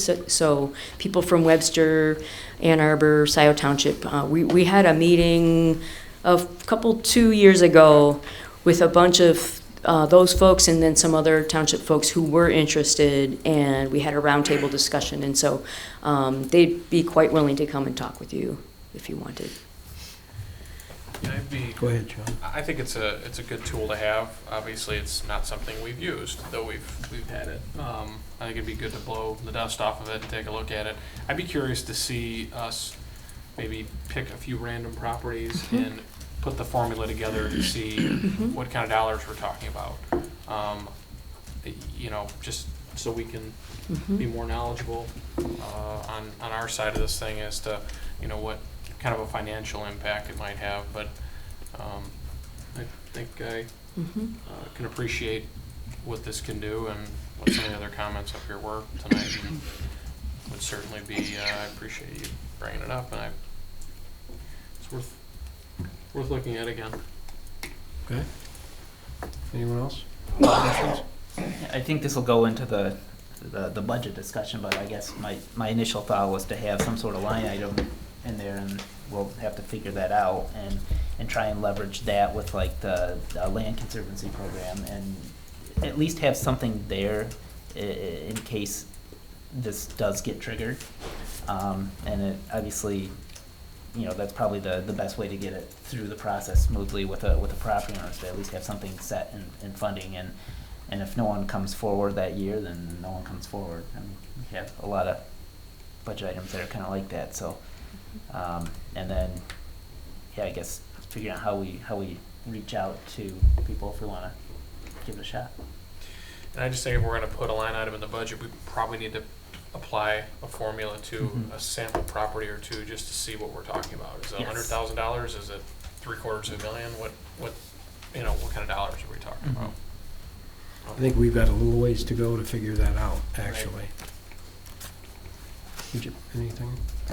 Well, I think as Chris said, obviously with budget items coming up, I mean, even if it were to have a line item, just to begin just because we don't have a formula figured out or at this point, or just because we don't have a property owner who's interested in using this yet, it can't really hurt to just say, like, all right, well, maybe we start with, I don't know, $5,000, which would not do much of anything, but, we take a little bit and start putting it away for that possibility, because if we're able to do that, then just start kind of saving a little bit. At least we're annually looking at that again. So I would like to see this kind of move forward a bit. I use the word formula, and that's fancy, but I mean, we don't need to reinvent the wheel. I think we could probably make some phone calls and figure out how it's worked and ask for some examples of successful projects and how they might compare here. I mean, we've got relatively local examples, so I guess I don't necessarily mind considering it during the budget, but I would like to know what kind of ballpark we're talking about, that's all. I mean, like you said, Lisa, I don't, otherwise we're just picking an arbitrary amount, and it would be good if we're really serious about this to try to drill down on a... Yeah, I think each of the townships could probably tell you how they did it, and a lot of them, before they went forward with their program, they did an assessment of all the farm properties, at least. I know the one in Ann Arbor Township, they took all the currently farmed properties and they looked at their property tax assessment, and they looked at how much it would be to preserve the development rights on those, and that's what gave them the number for the millage. And so you could do a similar thing just without the millage part. And then you can look and see, well, how many, if you wanted to take it to the logical conclusion, you could say, well, how much area are we looking to eventually preserve as a long-term goal? And then that would give you the long-term budgeting goal, which you could then prorate back to a yearly goal or something. Right. And I mean, I guess if you're trying to reach an ultimate number, you're almost putting together a parallel plan to say, well, if we develop this is, the number of units. I mean, well, and you could also do a study of if you could, if this is not developed, how much would we pay, how much of it's all tax dollars, how much of the township's dollars would we be investing in keeping it open or in farmland, whichever, versus if we don't pay to preserve it, how much in property taxes are going to, how much in municipal services are we going to be providing to it? So we've done studies like that have been done too, and we could help you find a formula for doing that.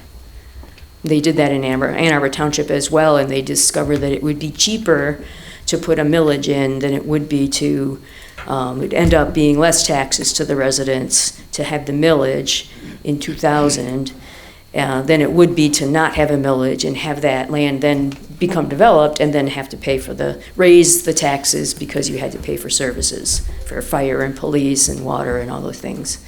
yeah, and I guess if the more I think about it, it almost seems like the budget line item would be something about that would be land or easement acquisition, because we're talking about purchasing development rights, and maybe we're talking about at a macro level buying 100 acres, or I should say purchasing development rights on 100 acres, while down the road might be a very highly valuable 5-acre parcel that maybe we just want to purchase and add to our park inventory and just Right. have it for everyone to enjoy. So we're spending public money, but they can't really use it. You know, we got to kind of figure out how that's Yeah, going to work. it's hard, yep. Maybe we want to add very thoughtfully to our park inventory in specific areas that Yep. may achieve similar goals. Right, exactly. Again, while we're purchasing Yep. the property, we also then have the ability to open it up to the. Right, right. Yeah, and in some cases, I mean, you get more bang for your buck with the easement because it's a Sure. lot cheaper.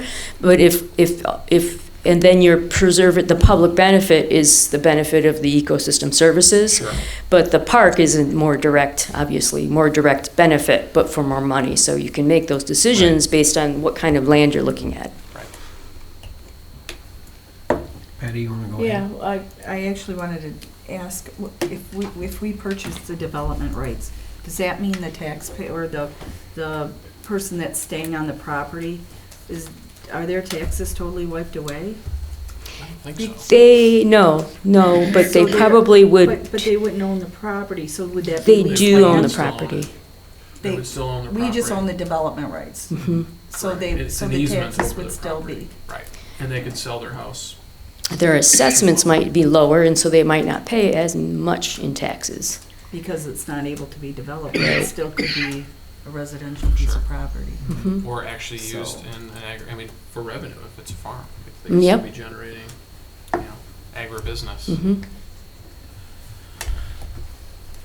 I think it needs work But we still. need to Mhm. Well, you do need some kind of a dollar amount. I mean, if you're talking about some major parcels in our township, there's no way we could buy that. I mean, it's just unrealistic. You gotta be realistic when you're talking about. I mean, we know some pieces of property, we know what they want. To try to even purchase them Well, and I think that number would be big. it would be very. I think that number would be big, and you were talking about other townships actually having a millage for that. Mhm. So that's a huge number. Mhm. So, Although, just to put in a little pitch for that, the townships generally see like a $5 benefit for every $1 they put in from their millage because of partnerships and getting money from state programs and county programs and national programs. So it's an investment they end up getting more money to help them purchase those development rights or the land. I mean, they're still paying a lot of money, but. anyone else?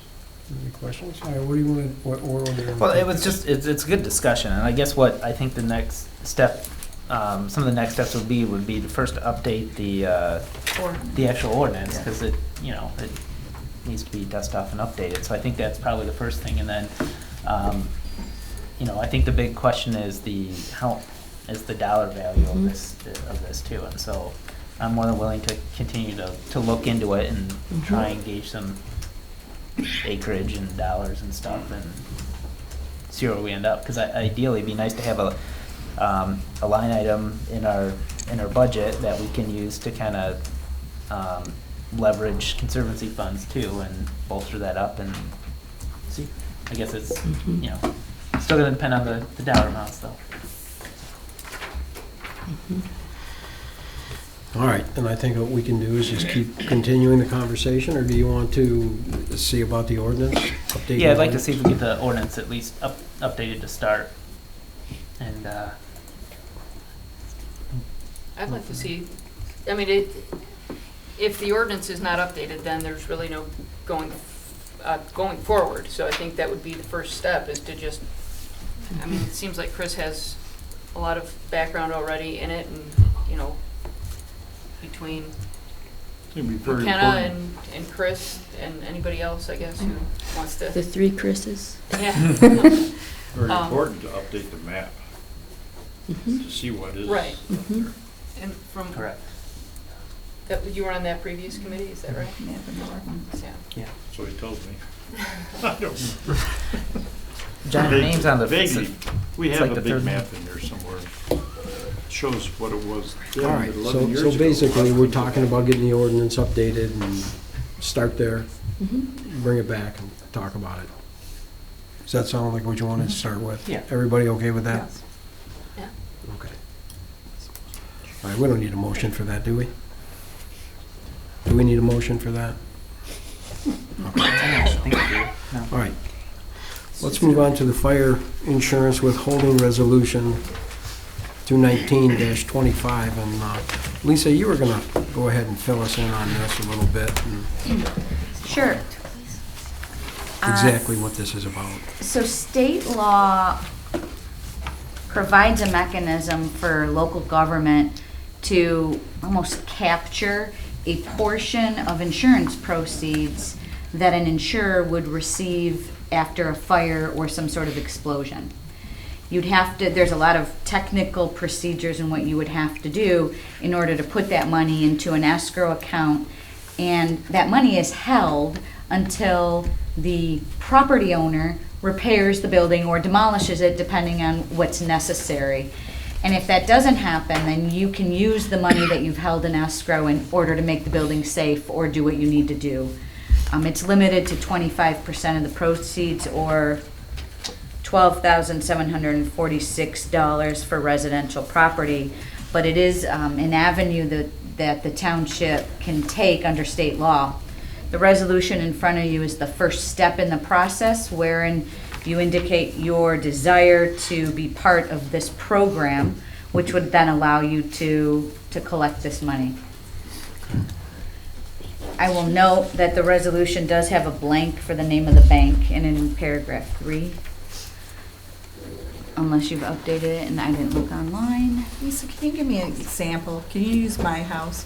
So if my house burnt down and it still left part of the structure, and I put a claim into my insurance company, Yes, the township would collect part of my? 25, up to 25%. How would you know that? It's a program that the insurance companies are advised of, so we would then have to notify the insurance commission that we're participating in this program.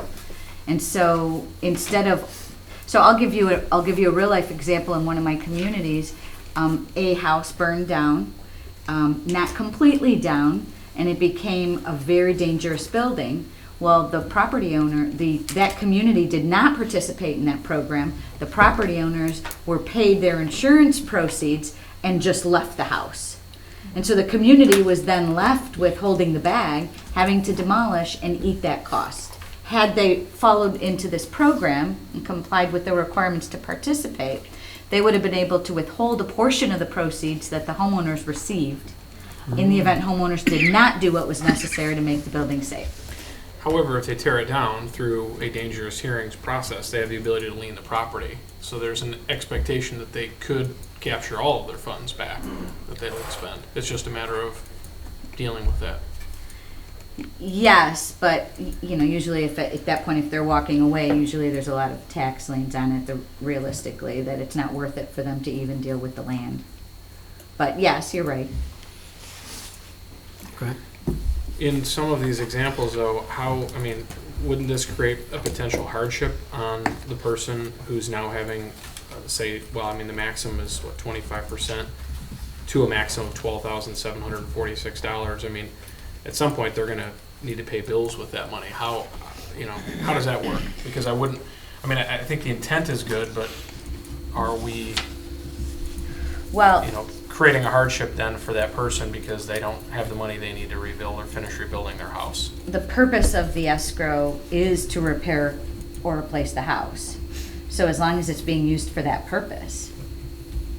But if we're holding it in escrow, when does it get turned back over? So the person has to come and get a demo permit if that's necessary, or a permit to rebuild, and at that point in time, once that's been achieved, then the money is released. So you're holding it, so you can make that determination. Would that be within the language that is established? Is there a policy that's then, is it, so we have the ability to set that policy or criteria or language in an ordinance that specifies those conditions? You can. The Act also does specify what the escrow money can be used for, and so as long as it's used for that purpose, then you have that discretion. I presume if the person needs, you're saying if the person needs the $12,000 in order to make the repairs, $12,000 isn't really a whole lot of money. True. So you're going to be able to make that determination if they're going to be able to do what they need to do and they've already used 75% of it, or plan to use the 75%.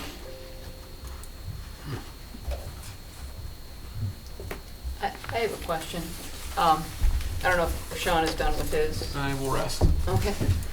I don't want to have a scenario where I say, what if my house burns down? Because I kind of think that that's some bad juju there, so. Sorry, I did. Yeah. Let's say Patty's house burns down. That's a lot of stuff in that house. So if I use, if the township is holding 25%, what if I can make the repairs for, and my repairs are already done for less than that amount? Maybe my husband's really handy and he can fix all of that for 75% of that amount that was paid out. So then how do I get my other 25%? Township gives you that money back. We're only holding it to make your building safe back to So where it then- was. That's your money. Right, so then who comes out to say, yes, your house is now safe again? The township makes that determination. Building inspector, probably. So then, okay. Fire inspector. So the building inspector would come out and say, yep, we think that the paint color is awful, but yes, you can still live here. And here's the rest of your money. Okay.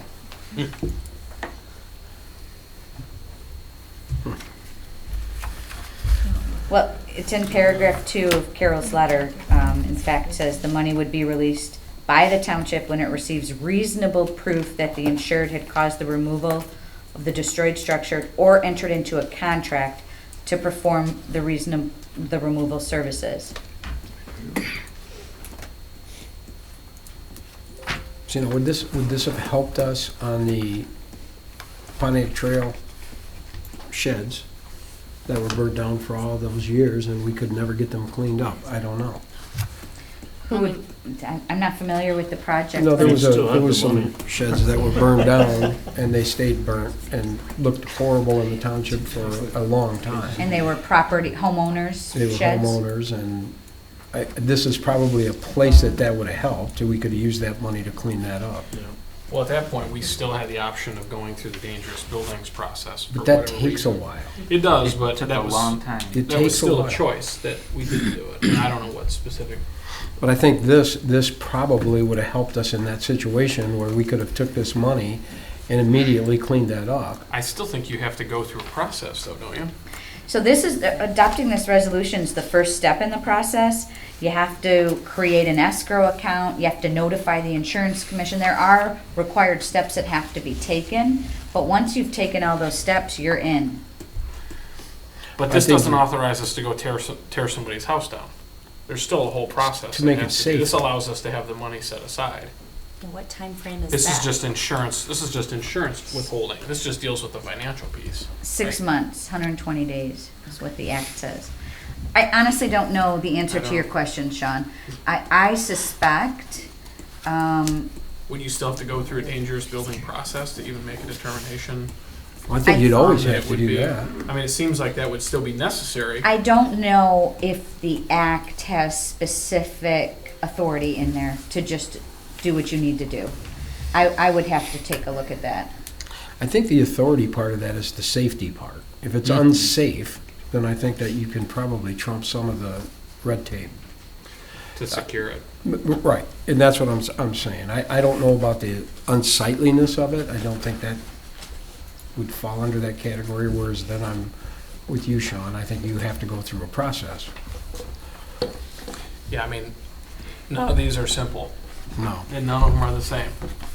I'm sure. I mean, not that this happens, Patty's house doesn't burn down just every day. Yeah, we're still talking about your house, bro. Yeah, I wasn't gonna talk about mine either. I don't want to do that anymore. How many communities in our area have this or utilize this? Well, we recommend all of our communities participate. So does Green Oak have this? I don't know. And Sean, the relevant section of the statute is the insurance code, so you're probably correct that it doesn't authorize any sort of demolition. You'd have to use another ordinance that would allow that, but you can pay for it with these proceeds. It seems heavy-handed to me, but, I mean, I understand the purpose of it too. It actually does seem a little heavy-handed that we're I know, taking their insurance I don't proceeds know if I and. want to take someone's insurance money. That doesn't set well with me. You haven't gotten burned yet, no pun intended. I see what you did there, though. Yeah, I'm not sure that, we'd want to hold their money. Because we just went through the demolition process on the Pontiac Trail We piece, did. correct? Because Mhm. she did not come forward and spend the did. money on that. She walked away from it. The problem you have with the demolition, the dangerous building process is what I have seen is that you most frequently don't see that money in the end, and the township just eats that cost. And it makes sense, because that's the reason why the owner isn't investing the money, because either the parcel's financially challenged, or it's just a big enough mess to where it outweighs the Value. But I guess if that's really the case, we're still maxed out at $12,000. This protects us up to $12,746. So I don't know if all of this is worth that. I mean, That's a cost of a demolition. for sure, probably Maybe. more than the cost of a demolition in many cases. But I think the township would take the upper hand, and if it was unsafe, we would make it safe anyway. I think that we would do that. I think we have done that, actually, several times. Well, I mean, earlier tonight, we added to the special assessment role, one of those was for mowing and for demolition of things like that. So, I mean, we have a mechanism. We've We used do. that. Yeah, and it was honestly just a garage, and it was $6,200. Yeah, just a garage. Just a garage in the back of a house. Just Just a little depends on two-car how much garage. of Patty's house burns down. Yeah. Patty, you started it. You did start. Could just be the. You still have the she shed. Well, Yeah. I do. Tina- That's a cute. Tina handed me her, this is your phone, right? And you better be on alert. Tina handed her phone to me with the list of some of these, and the municipalities participating in the fire insurance withholding program. And Northfield Township participates, Novi, our Lyon Township in Roscommon County also participates. I'm, Do you in Whately? let's see, No. Oakland, I don't think so. That's probably the municipal definition of county. Charter I Township don't of see it as Oakland. really complicated. I don't think it's complicated. I think it's I- taking the insurance money from a resident, holding it in escrow, and then giving it back to them when we decide it's time. I think that's the part. I feel like Pat, I agree with Patty and John. I think it's over just- government. I don't want to take someone's insurance money. That just doesn't seem Well, seem what right if to we, me. what if we take and just table this, and then come back and talk about it after everyone's had some time to maybe research it a little bit? I'll make that motion. Support. All those in favor say aye? Aye. Okay. All right. Consideration of approval for a rink in the park. Okay, Chris, are you gonna talk about this, or is Robert? Robert, do you want to talk about it? Chris? Robert. Chris and Robert. This Chris and that Robert. Oh, I can't, but you can come up and do the presentation.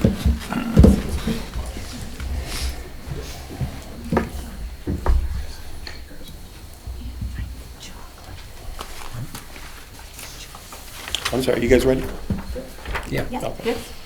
Chris Schecker, 59878 Mulberry Circle, South Lyon, Michigan. My name is Chris Schecker. I'm a member of the Parks Advisory Board. We're here tonight to ask for your help to advise us for a request for an ice skating arena. This was part of a project that Mr. Robert, sitting next to me, asked us to come up with as a way to promote our park use during the winter season when the park is at its lowest use.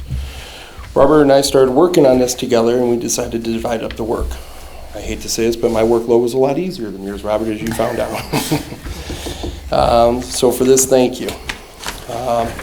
I thank you for your help in getting this to where it is today, so thanks for that. I would like to also reference our own Bob Martin. He was a big reason for why South Lyon has what they have installed today. And that's a different system than what we're requesting, but he was a big role in that, and I've talked to Bob outside here tonight, and he says that he'll, anything that he can do to help answer any questions, that he will. So, Mr. Martin, as I said, if there's anything you can help advise us on or share, or please share with us, that we would ask you to share with us or help us, I'm sorry, so that we can lean on you with your knowledge of what you already know about this. If we don't have any questions at this point, I'll turn it over to Robert. But before I do that, again, I want to remind everyone that this is a input-seeking request and a decision also, because we're asking to move forward with that. So with that said, I encourage you, or the board encourages you, the Parks Advisory Board, to please ask or bring up any concerns of any nature. We want to make sure that this is right for everybody. So thank you. Okay. So, yeah, I'll just apologize. I don't know if you guys had a chance to read the memo. It was a little last minute there, but basically just pointing out that this hits on a couple points in our master plan and goes through. There's been a long history of an intent to have one of these, and we just haven't ever really gotten around to implementing it on a semi-permanent basis. I believe there was a little brief for Tina, if you can. Oh no, just for reference. That didn't for the winter something Leo or DDA did. My events organization hosted 2 Winterfest events. Within maybe back in 2011, 12, somewhere around that time. The weather didn't But so right, it was a Tina brief, Tech. it was for a specific event. We can target a very temporary system that didn't work. This would be put it out there for the whole season, and we're bound to get some use out of it, I would hope. But going through all of this, looking at the placement, it has been kind of long slated for right here by Pavilion 2, which if we go here, here's our little picture there. And while I was sitting there, I unfortunately didn't have time to put together a nice graphic of this, so I scribbled on the notepad, and if it wants to cooperate, of course it doesn't. All right, well that's weird. So the idea would be to just have, is it?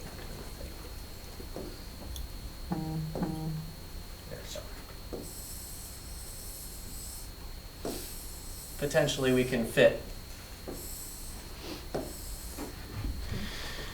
2 rinks running this direction within this space.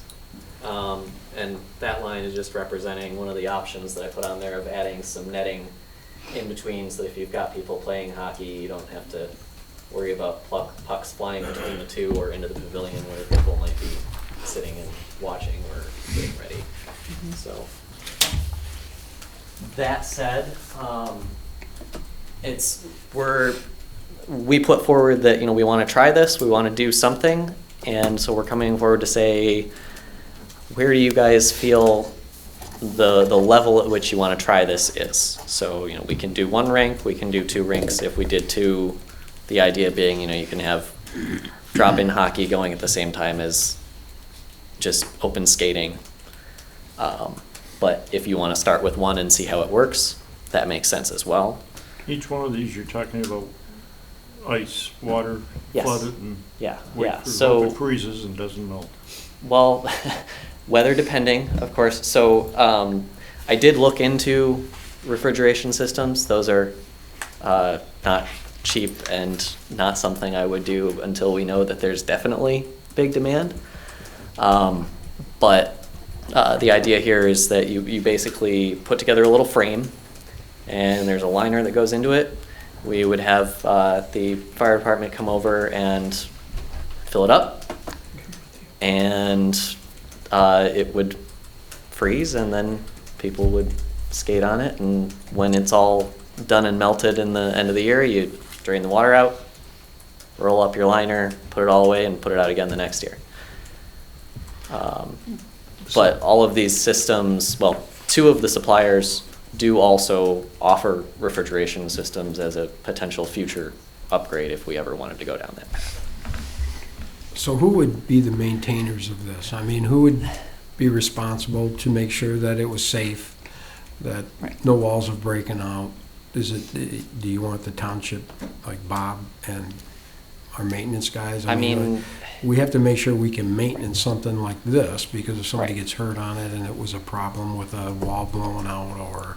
John, that's a great question. When we discussed that at the Parks Advisory Board and when we were out here looking at it, one of the ideas that we came up with is that maybe a member of mine, Robert, would every week do a visual. I mean, I'm up here, I come around anyway, so it's not a problem for me. Robert agreed to that. And maybe even if we can have Bob or Richard come around, since they're already going to be in, well, since Richard will be in the park more than Bob would, maybe he can be eyes on the site. And that's, you know, again, that is a concern of ours as well. We don't know how you want to handle it, but it is a concern. I mean, the potential, like if we're using this lot for parking, in theory, Richard would be driving down there anyway to... Monday through Friday, but Right. the most use would most likely be the weekends. True. So that's where we would probably need someone to And be I'm, more available to see. again, it's a about that. detail we would have to nail down depending upon how we want to move forward, but I'm sure we could find something either through a schedule of volunteers or potentially like And are you bringing in lighting? pay a high school for- kid, 'cause, I don't know. mean, we're dark so much earlier now, we're just gonna count on just regular daylight use That just is, to try? again, Okay. another option. I would say probably wait and see how it goes, because lighting systems, you can get a pretty quick turnaround. Yep, okay. Michelle, that's something else I want to bring up to you too. We were trying to do it at a cost analysis that would be beneficial to see how this would work without dumping a lot of money. Oh, into yeah, no, I agree. Like refrigeration, like lighting. So please understand that what Sure. we are requesting is a simple format, because maybe this fails. That's the other thing we got to look at. We can't guarantee, it's just a request. So we want to let you know that's, and I'm glad you're asking questions. It's the same questions that we were asking. So with that said, just, you know, what I want you guys to know is that we're going to do whatever we can to help, and part of that is what you're asking, you know, making sure that if we can get lighting, we can do that. I know when I called over to Southline, they talked about it, and I'll reference this to Bob, but I was told to ask him because when they first did this, I guess they had kids playing at night and they just used the headlights from their cars, so I don't know. You know. Okay, so I'll comment on Yeah. that. We took a gravel parking lot and we literally formed curbs and we poured a concrete base that sloped slowly to the middle with a drain, okay? We then brought water to the edge, we filled it up 3 inches and it would hold. Rather, if the temperature was 45, it would hold when it melted, but then when it dropped down to 12, that water would freeze, okay? Which was great. We had the luxury of putting it in an area that we butted up to a parking lot that was lit, so we climbed up on a pole and spun a few lights around and we lit our rink. Now, we never manned it. We just made sure the snow was off during the work week. And I believe possibly police officers would drive by now and then, but we put a sign up saying skate at your own risk and stuff like that. But we never had somebody on site at any time. But it was, I think it's been in now probably 5 years, and it's a hit in the city. So that brings another question. You said you removed the snow. Yeah. Okay, how do you do that? With a truck, or did you have people with We shovels? we had a small John Deere with a berm on it. Okay, so And so we we do, did- but again, this is probably elevated, right? It's Right. got walls and it's elevated off. There are options either way on that. Some of the walled ones you can leave, you know, a gap where you have it basically at the surface. So like in theory, we could put the gator up there with the brush on the front of it if is one option, I guess. Yeah, we also, if I'm not trying to remember back, but I think we have specific hours for free skating, and then we would post on the side, free skating from like 9 in the morning to 1, and then if you wanted to play pickup hockey from 1 to 4 type of thing.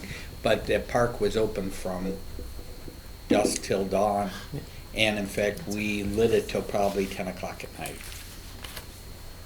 Now, there is another option, if you want to give us like $20 million, we can make a really, but I didn't want to go that road yet, so.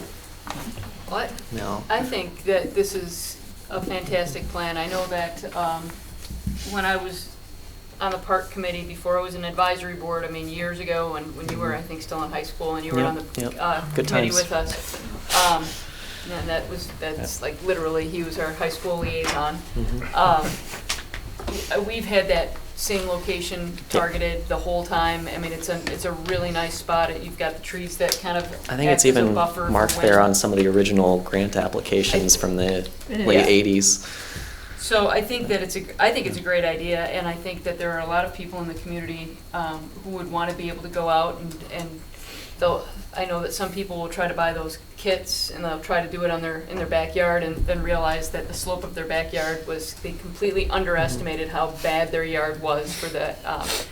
So I think that it's a fantastic idea, and I think going like the small steps of let's see how popular it is. Let's be a bit conservative, and then if Bob can help, I think that it would be a really nice way to utilize our park in the winter, and I'm definitely in favor of it.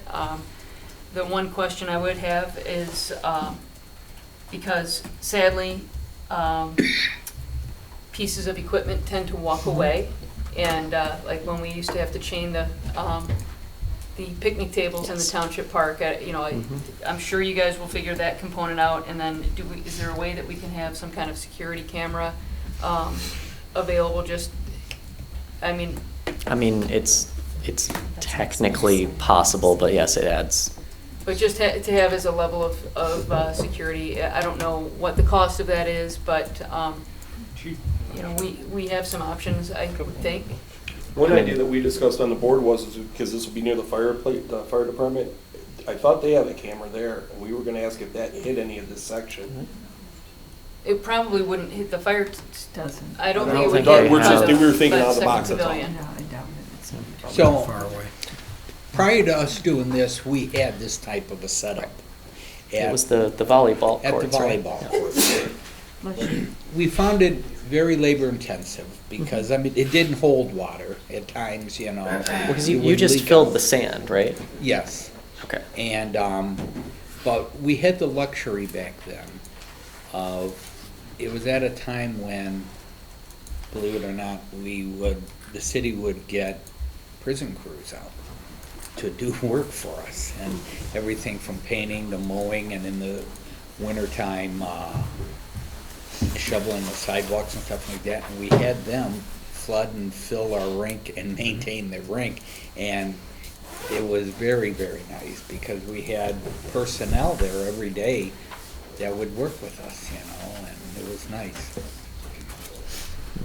I wanted to ask this question to the board, would it be feasible, I mean, I guess what I would ask is that, and this is something else that we got a lot of debate when we brought it up at our board meeting, from a little bit of everyone. If this is a success, we would like to advance it to what Bob was talking about, what they did over in South Line, in that same area. And the reason for it is that this is not designed to last long. I will tell you that now. It's 6 to 8 years roughly in that neighborhood, and that's if it's taken care of. So going to what he described over there is where we want to build this eventually. And the reason for that is then it's a more permanent fixture. But right now, not knowing the variables, we have to go take the smaller steps. Yeah, and I was just gonna say, if this is sort of a test, it's fairly inexpensive.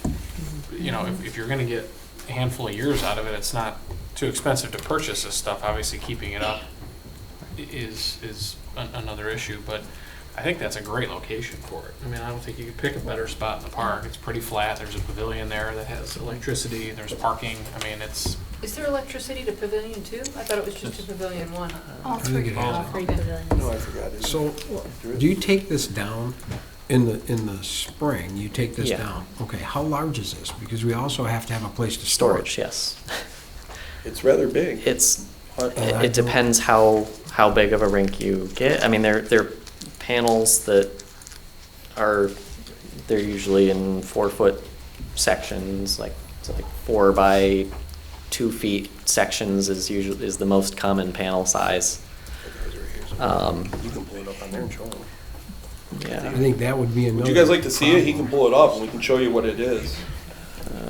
Where's one of the ones that shows the pieces? So like this one has like the little animation of, you've got your, sorry. You know, everything kind of stacks up and, How much is the Zamboni though? well. We can get those. Can I drive it? We're gonna get Yeah. your truck, John, and push it. You know, I was just thinking when you mentioned about getting volunteers to help with this, Mhm. I mean, there could be a possibility of reaching out to the unified hockey team at the high Yeah. schools and seeing if they would take on some of that responsibility of. True. I mean, we could come up with some arrangement where, you know, maybe they can sit there and sell hot chocolate or something. They can use it as a little fundraiser for themselves in exchange for taking care of it, or whatever you guys would be open to. Well, and I mean, let's face it, we're gonna have to pay somebody to set this up, so if it's a fundraiser for them and we give them some sort of a stipend, I mean, we're getting Yeah. something out of it, I mean, Mhm. as a part-time Those thing, and guys that's Yeah. annual. Because none of these systems are designed to where you need professional installation. Right. That is an option if you wanted to go down that route, but I was leaning more towards some sort of a community build concept. The other thing, though, too, Sean, you brought up a good point, and that's what me and Robert were kicking around with the board as well, and there was a couple people in the audience that night that actually made comments.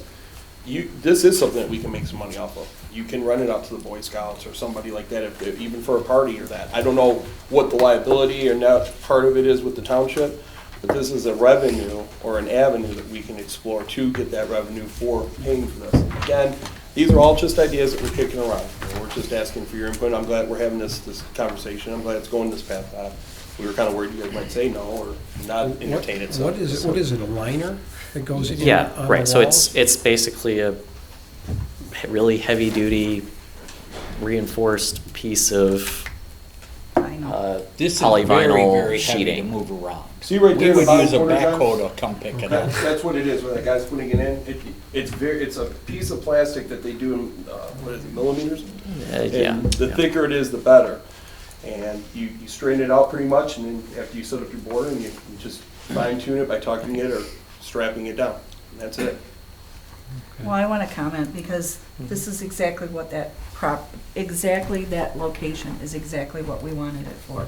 I've been on the original park planning years ago, and we actually have a design for a warming house. And where the pavilion was supposed to be the warming house. And wasn't it like a big barn with open rafters and a fire pit Yeah. or a fireplace? And we still have that design, and maybe someday if this becomes successful, maybe that's something that we could use. You know, we still need Carol to determine what we're going to do with the dollars that were designated for the 11-mile park. We don't know what that money can be used for yet, or if we have to open the PDs to move the money. But we could be maybe using some of that money to enhance the park up here and maybe put something like that here. I know it's only for a limited amount of time, but each season is limited. So whatever you do is just gonna enhance the park. So, that is why that parking lot is there. And instead of the warming house, we put the pavilion. But that flat area was supposed to be for an ice rink. Kathy, to add to it too, to protect the investment, I think we pasted off, you're less than a minute and 20 seconds away from Oakland County. You're less than a minute and 45 seconds away if there's an emergency from the firehouse. They always have someone on staff there who's trained. So as far as the likelihood of someone coming up there and bashing it or hitting it and destroying it, not gonna happen most likely. The other thing too that we'd like to point out is the proximity from the parking lot to the, you got little kids or even younger kids, you don't have a long walk. So that's nice if you're a parent that's even by yourself with two young ones, you know what I mean? The other thing that I'd like to point out that we thought about for that area, and I didn't know it was designated for an area, so I didn't know that, but the other thing I'd like to point out to it too is that it's a nice view of the park. You get to see back here. Beautiful. You can go take a walk, you can go across the street to the other pavilion or go take a walk and still be able to watch everything going on if you're there with your kids, if they're younger. As an older person, you can, if you don't want to ice skate, you can go walk around. So to kind of hop back to the direction finding here, I mean, we can be talking anywhere from $4,000 to $15,000 for an initial project size, depending upon where you want to go. Do you want one rink or two? How big do you want them? Do you want them to be just, no walls, just enough of a lip to contain the water? Or do you want something more like an arena-style board surround? So I guess I'm looking for where you guys are. Well, I'd look at, probably full boards, because that way if younger kids can hold on as they're Right, learning yeah, as well. yeah, So right. I'd prefer that, and I really prefer lighting. I mean, if there's power already out there, it could be just as simple as running up an extension cord and putting some Yeah. lights up on top of the pavilion. Sure, we could mount on the pavilion. One thing right? you gotta consider here is the amount of water it's gonna take to fill this. Now, you're only gonna put 3 inches of water in it, but if Chief is bringing his truck over to do that, how many gallons does, one of your tanker trucks hold, Chief? 3,500 gallons in a tanker. Okay. So, depending on the size, you can get how many gallons it's gonna take to give you so many inches. I did not run those calculations. Okay, yet. so, but that's something you have to consider, because availability for water and getting it to the location is very important. Bob, if you get a credit card and you can make it down to 9 in Griswold, we can get you really good water. Run a hose. That's right. Just got to buy a tanker. That's right. Chris, you brought up something I'd like to point out to the board. I was talking to a couple hockey guys about this, and one idea or the reason why I asked them is I asked them what they would prefer. They were practicing or they went somewhere and they saw one. If you see the one down here in the bottom with the higher boards, it's going to promote hitting. So if they're out there horse playing and playing some pickup hockey or something on that side, it's going to promote them to check guys into the board. Why I bring that up to the board is liability. I mean, they're going to be less likely to do it with something smaller than that. And what I mean by smaller is the board size. So, I just want to point that out, that we are doing our due diligence to protect the township as well. On the other hand, if you go with something like a board that just comes, Correct. 18 inches up off the surface of the ice, then you've got a tripping hazard potentially. That's right. So, Are there any systems that are more modular, like you buy Yeah. this, So and then all in of the future, these- you can choose a different option? all of these are modular to some extent, where they're all a panel system where you can just expand the size in a future year. You'd have to rebuy the liner in that case, because unless you want to deal with trying to tape the liner, but they don't recommend that. No, I guess maybe I didn't use the right or- word. So if you had, let's say we start on this system, and then we try it for a year, and we realize we instead of having just an open skating rink, we want to flip to the hockey rink package. Can we still keep the liner, and then the following year bring in those? Yeah. The a liner's a liner as long as it's big enough.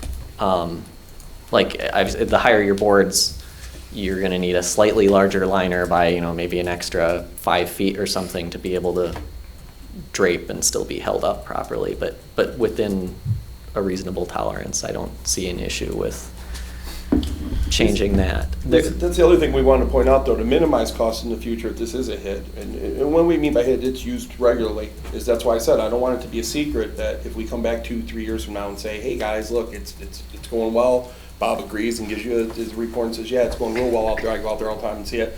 That's why we want to advance it to a system like this if this works, because we don't want to keep 6,000 out, 6,000 later, 10. You know what I mean? Then by that time you're paying for. You can have that kind of system that they have over there. Can we look at maybe just getting one to start and see what it does? Certainly. We're happy with whatever you want. And then after that, if it is a hit, we'll know in a year or Yep. two, and this is only gonna last maybe up to 6 years, so you can start changing it around, but let's start with one to see. Right. And let's see if we can get that going today. So- I think it would be better than the flooded tennis courts that I skated on, so.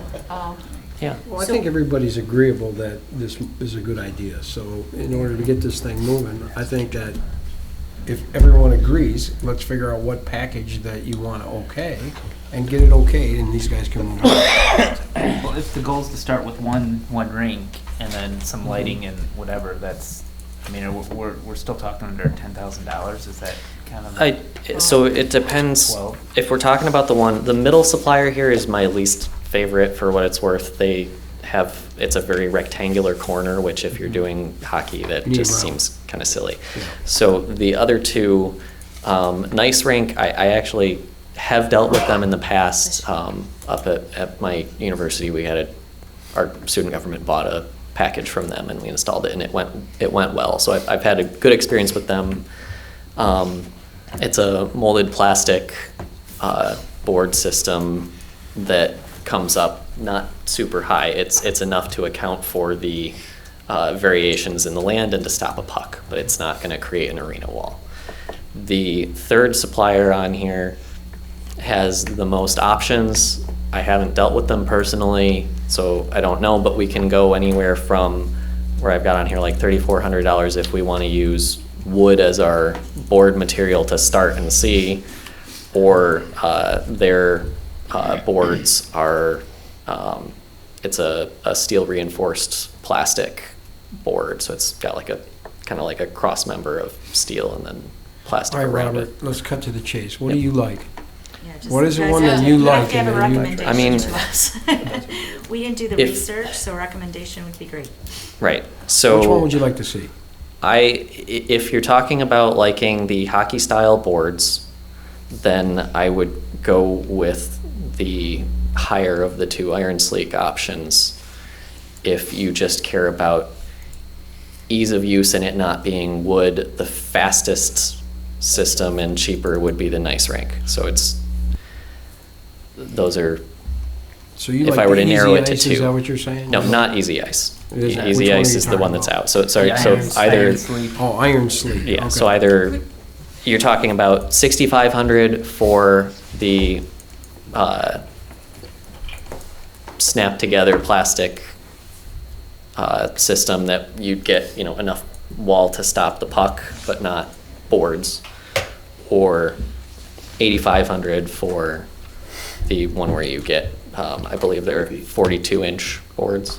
Could we do a not to exceed amount of 8,500 and then after your advisory board maybe meets with Bob and figures out? So if we were to do that, never done I this. would ask This guy. for it to be a higher not to exceed, because that is the rink kit cost. That doesn't include shipping, and if we're talking about adding lighting, I would, Wanna say 10,000? I would say, if you guys are comfortable with, 10,000, because Yeah. they're gonna have to have post signs. right, They're probably gonna have to do some matting and, I prefer to see a light too.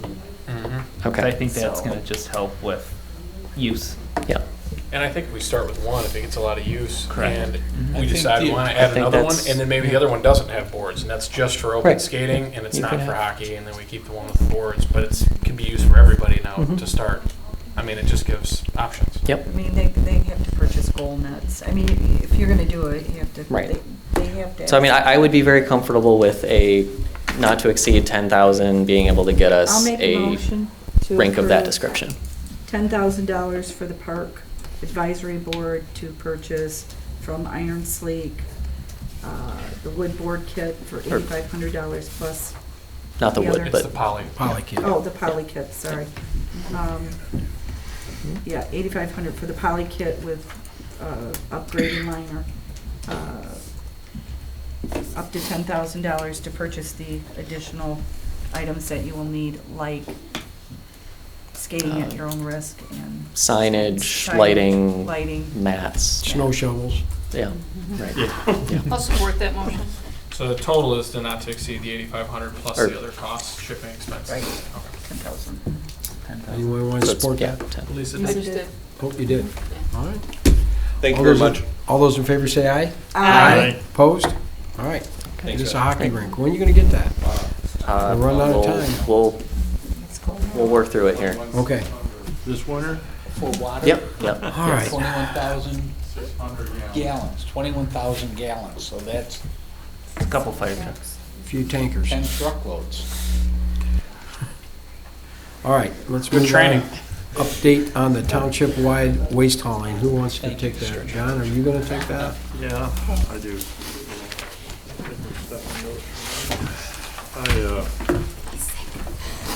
I put a sheet out. Bless you. If the board is willing to go forward, we have contracts for, all right? We have contracts from Orion Township Genoa Township, and the City of South Lyon. These contracts contain enough information and are very detailed. We believe that an RFP can be written with this information as a guideline. Bob Martin said he and Melanie could draft an RFP to satisfy our needs with the approval of the attorney. And one of the contracts is with Advanced Disposal, which has apparently been bought out by Waste Management, and 2 are with GFL. In addition, I have spoken to a representative of Superior out of Brighton, and they would like to quote on a contract as well. So we have 3 vendors to give us a quote if we move ahead with this. And right now, we have 8,026 housing units, as they put it. SEMCOG puts it. So the question I had, one of the questions is, what will we need to do in order for the township would make the contract, as I understand it, but the residents would pay the vendor, and if they default on their payment, then we could add it to their tax rolls. By doing it this way, people that did not want to participate would not have to pay that on their taxes. So you can opt out?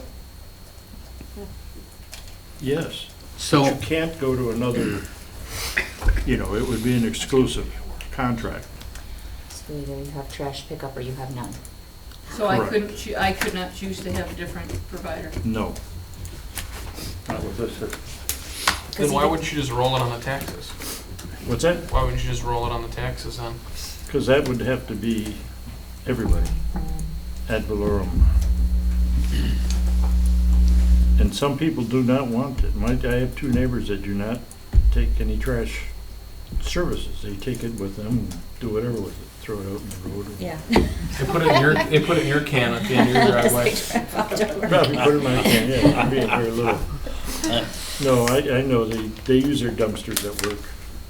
Oh, what that does is it would complicate the bidding process if there's an opt-out scenario. I mean, I understand possibly having like a discount for snowbirds or something like that, but what the providers are going to have to bid on is a certain expectation of it's going to be 8,026 houses. So that number, Well, whatever it they- is, has. I mean, Well, I don't think they have 100% of any community. they do in South Lyon. yeah, I'd say they do in. Every single household? Yep, I think Novi's the same way. 100%. I think Milford is too. Yeah, and do you mind if I make, so the couple comments is, we have a lot of short streets that are private. How do we address that? Then the learning curve for the pickup, especially for the first month or 2, could be very difficult. Them knowing where to go on what day and pick up what is available, what can be. I mean, it's a great idea, but there's some question marks that need to be nailed down before you write an RFP or Q to get this, it would seem to me, be out there. And I'll tell you, since this was introduced last meeting, I've had lots for it and lots against it. Yeah. So I mean, this is It's a hot topic. there's a lot of people that want to keep control of their own garbage, let's put it that way. One of the examples, in our subdivision, we have 3 different haulers on 2 different days. They're there, they come on Wednesday and Friday. And you got basically 6 trucks. Each one has a garbage and another one's recycle. And it's not good on the roads to have that, twice as many, 3 times as many trucks in there as you need. That's one of the points that I hear from people, other people. Like I said, they don't use it at all. And we Just won't. take it to work with them. We won't know what the cost is until you actually put out the RFP, correct? I mean, they Correct. can't give us Yeah, an they're estimate? quoting Okay, on it. okay. Well, I think that one of the benefits to, if you do live in a subdivision and you have a homeowners association, your homeowners association can still, if the concern is that you want to limit the number of trucks within your subdivision, then your HOA could probably go forward and make that determination that they, as an HOA, everybody in this subdivision is going to go with this trash hauler, because you have that level of authority. Now, I still am very much opposed to township-wide trash, but I don't live in a subdivision. So, I mean, that's my own, that's the take that I have as a resident, not, you know, if I didn't want to have any trash hauling, I wouldn't have to. I know people on my road who don't have it. They dispose of it in different ways. So, Our HOA, we have 169 homes, and they tried that. And the problem is, some people don't pay, so they won't pick up their trash anymore, so they go to another vendor. Let them worry about it. right. And Well, what you're if, in my neighborhood, everybody has to use the same hauler, and it's part of our association dues. Yeah. We pay quarterly dues, and it covers all kinds of stuff. We tried that, including and nobody wanted that, What happens if you don't pay your dues? I don't know. Well, I pay mine. Ours, you put it, not you, I mean, I just don't any know. resident. I assume that it's a you, lien, and we put it on their property, and we have a 25% charge, and some people say you can't do that. When they sell their house, they find out, yes, we can. I mean, I just feel like to go from, we still have a lot of people in our community who do not live in a subdivision, and they do not have an HOA. And I think that perhaps, from all the people who I've had contact me about this, they are all people who want nothing to do with township-wide trash hauling, but they don't live in a subdivision. I mean, I'm sure that that's fine. Do you throw your trash in Heron's property?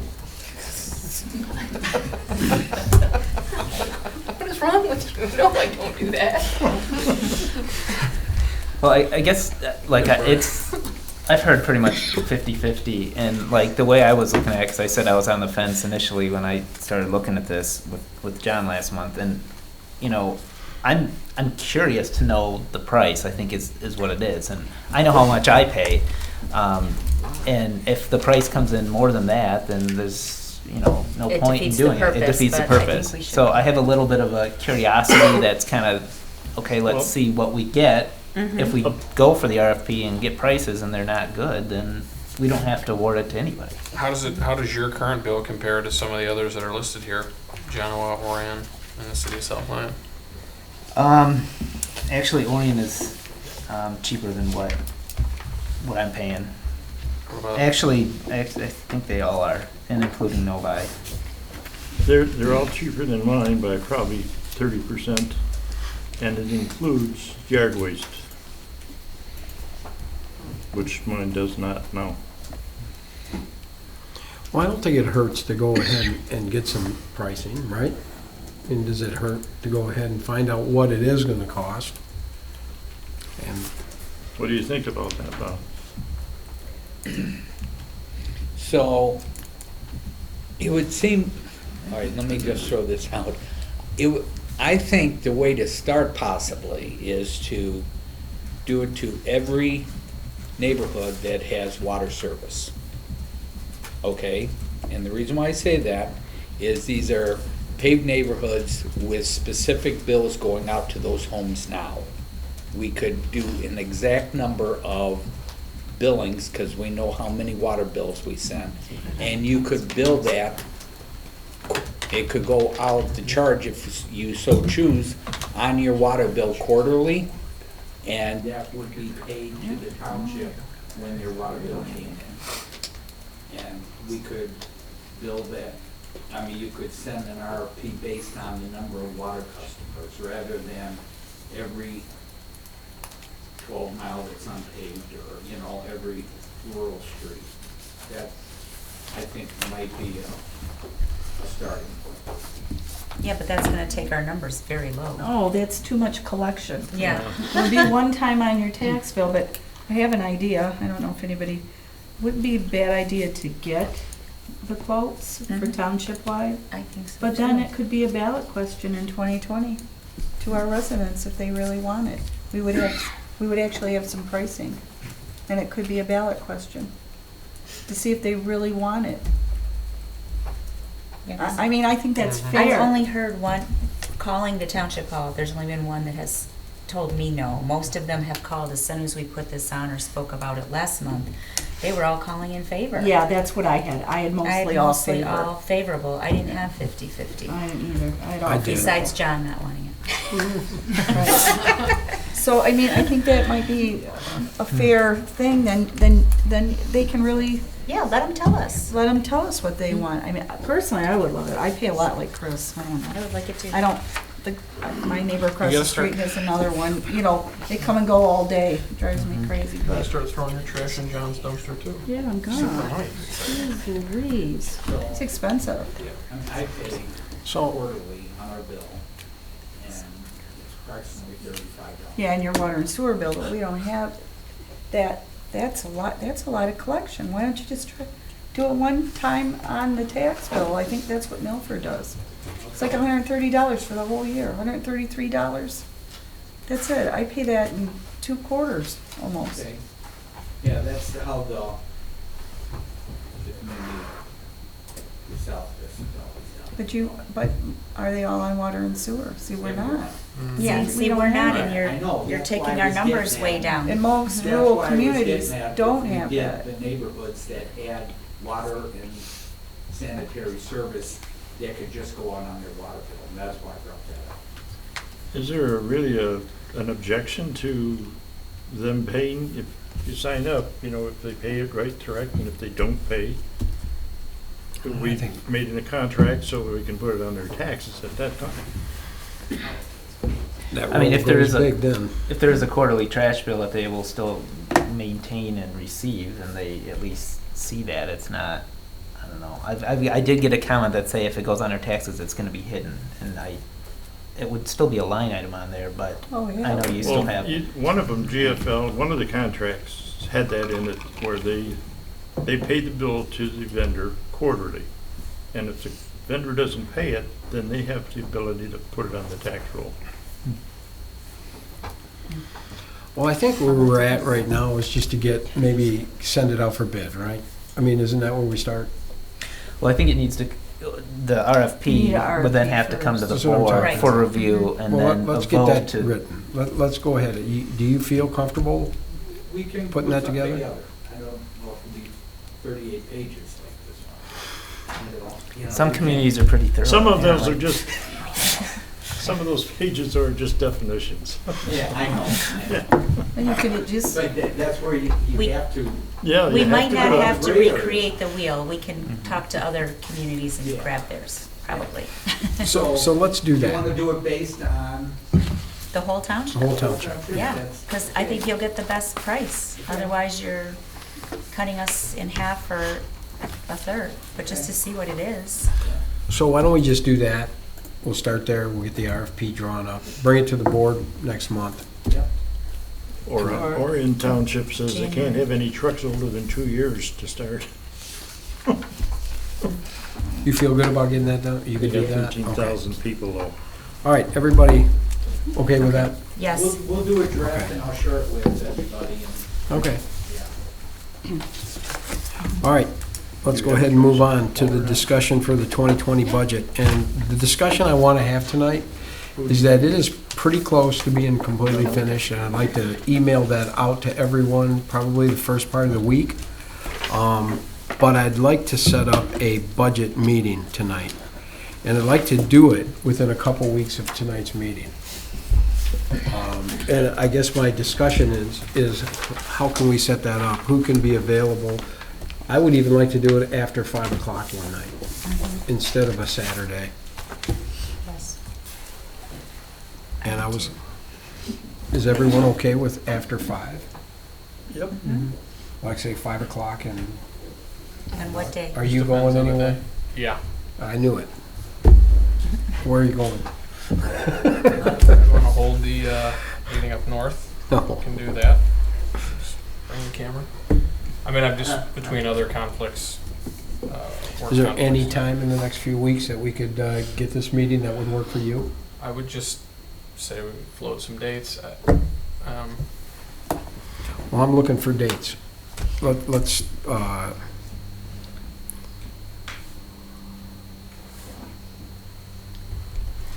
okay, you got it up? Yep. How about anything in the 19th, 20th, 21st, just before Thanksgiving, any of them? I can't do None any of of them. those 3 days. How about the week before that, 12, 13, 14, and that one? I mean, we're talking next week. Dix, what do you got going on down there, buddy? John.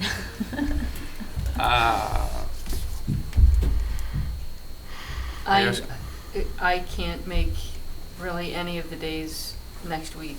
Okay. And Sean, you can't make any days on the 19th, 20th, 21st? Okay, what about the Hang on. following week? What about the I'm 20th? pretty free on the 28th. It's Thanksgiving, it's a joke. 26 or 26, you're saying? Yeah, I can what be about there on them the meetings? 26th. Yeah, that's good for me too. I believe. I cannot the make other. the 26th or the 25th. I'll be at parent-teacher conferences from the Okay. school.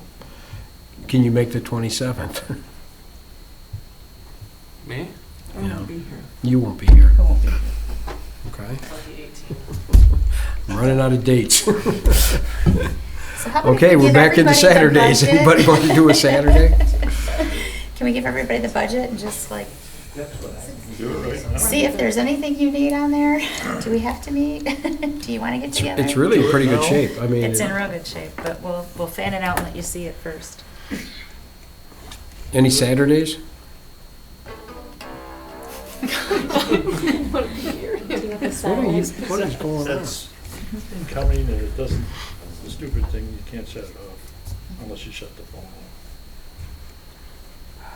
Okay, let's look at the whole month of November. Is there any place in there that anybody?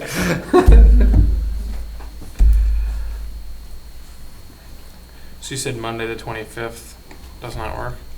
Monday, the It's 25th. planning commission, but, Oh. but Well, I mean, if we were going to meet at 5 We just need a o'clock, screen. when we were out of here, we just Oh, knew we won't did- get out of here. It's gonna take a little while to go through it. I thought you said it was in good shape. Well, It is in it good is in shape, good but we shape. still need your input. you know what is a good thing is if we send out the budgets, if you guys can comment on anything if you want to, but if everything's pretty good, then we just have to really review it. I mean, we've worked All on it. aspects of the budget is in excellent shape. So you know, my biggest thing to have a budget meeting is to sit down and see if there's any projects that we would like to fund, that we'd like to move forward. And that's the biggest reason. Monday, the 18th had a canceled ZBA meeting, so that's open. So Well, here, you want us to do it this way? Do you want us What to about the email it 18th? out? Can you do the 18th? It might work. Lisa, I could be here for a half an hour. the parent teachers conference at 3:00? No, I have music lessons for Malachi and Kelly's working, so. John's getting the cell phone fixed that day. Okay, I what mean, about a could we Saturday? start earlier on the 18th then? We Is can that- start earlier. Yeah, I mean. We can start Start anytime. noon, We're 2 It- o'clock, It's really come on up to out. you guys. Yeah. I mean, we're gonna be here, so, Start at 8 a.m. yeah. That Will I works. do it in the morning or work in the? No. Okay. I only have one day I can't be here, and that's the 27th. Any other day I can be here. Sean, Can you get make here the early 18th? one day? I think I can make the 18th at 5 o'clock. Is that what you're saying? Oh, we were talking a little earlier because Lisa would have to Wait, leave what- in a half hour if we do that. Can you come a little earlier? Can we make Or it, can she you could come a leave little early and earlier? I leave can late. come earlier. How early? Well, depends I'm on how asking. fast I'm going on the freeway, but I can be here by 3:30. Can we get an escort? You can guarantee me from Napier to here. No, I can be here by 3:30 on Monday, the 18th. And if my daughter's not working on Monday, the 18th, I can make her, and I'll fill her gas tank if she takes Malachi to where he needs to be. But I don't know that I can be here that early, but I can just be here late, I guess. Yeah, I mean, if you get in here Yeah. as soon as you can. Chris, can you make 3:30? Okay, so Yeah. you can make 3:30 on the 18th. John, you Yeah. better make your. Okay. So, Thank so you. let's do that. Let's set it up, November 18th, 3:30. John, I can't be here, so.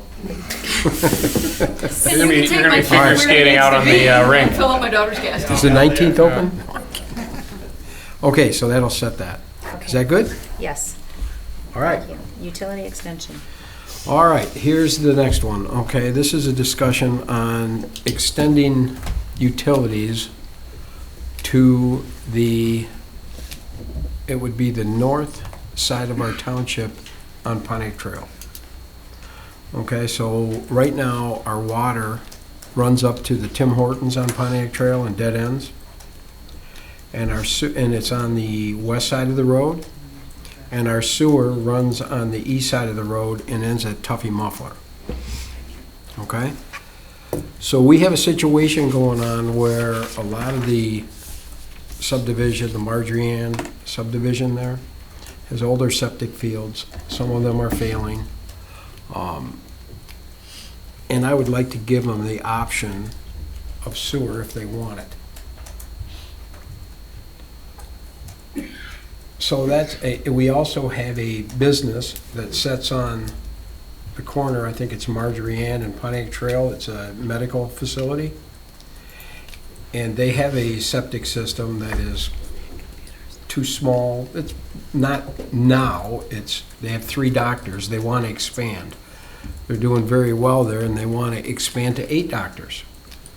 And in order to do that, Oakland County will not allow them to use their sewer system. So they were Their forcing septic. connection. Their septic system. Yeah, you could, if you want, Leslie, that'd be great. But they're forcing connection to a service. John, I'm sorry. Did you say the north end? Because if you're talking about. Well, it's the north end of our township where dead ends at the city. Okay. It's actually the northern part where Right. we border the city of South Lyon. Got it, thank you. Okay, I'm sorry, not the northern part, but the northern part of that. So the doctors section. are in. It's very cut up right there, so. That's- Yeah, The old when you bank said of Marjorie Ann, I America. knew what you meant, but then Yeah. I thought, well, maybe there's another Marjorie Ann on the north. No, I'm sorry, it's the northern side of where it butts the city. Family Got it, video is where okay. the doctors are. Yeah, we're kind of cut up right West there. Right, yeah. Yeah. You laugh because you know why. There we have to put in the city, right? Charges less. So what I'm asking, once she gets these maps up, do we have the appetite to get some costs together to extend our sewer and our water to that northern section of the township on the south side? I was going to say south side, northern portion. Yes. Well, that was Yes. a discussion on the new subdivision next to Saddle Creek too, where they ended their water line. Mhm. And that would be the one they connect to, right?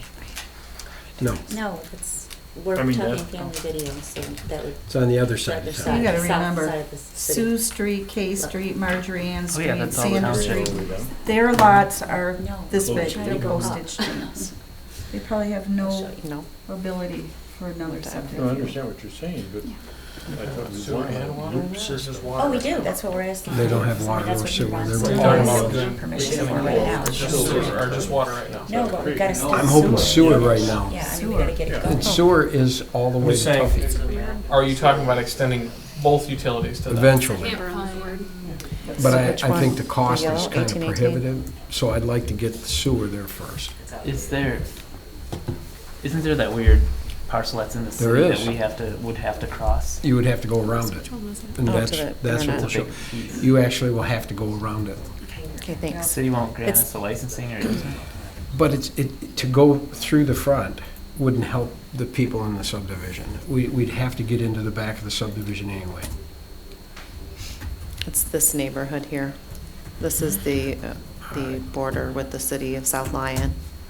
So it's Yeah, this that- entire neighborhood is on septic.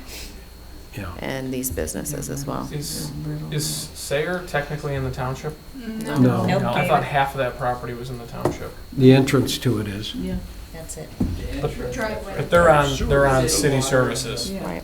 Okay. behind it or the field behind it's in the city. Okay. So if you look at that, okay, can you show Tuffy Muffler there where the sewer ends? It's in this area. Right I now is believe. right there, right on that corner, Okay. right there. Oh, across from Princeton Drive? Yes. Mhm. So I think the route we'd have to take is we'd have to go down Lillian Street to K Street, and then run K Street to Marjorie Ann, and then that would have to be the route we take. We'd have to use the easements in K Street to get across the frontage there. Are there neighbors that want to connect right now?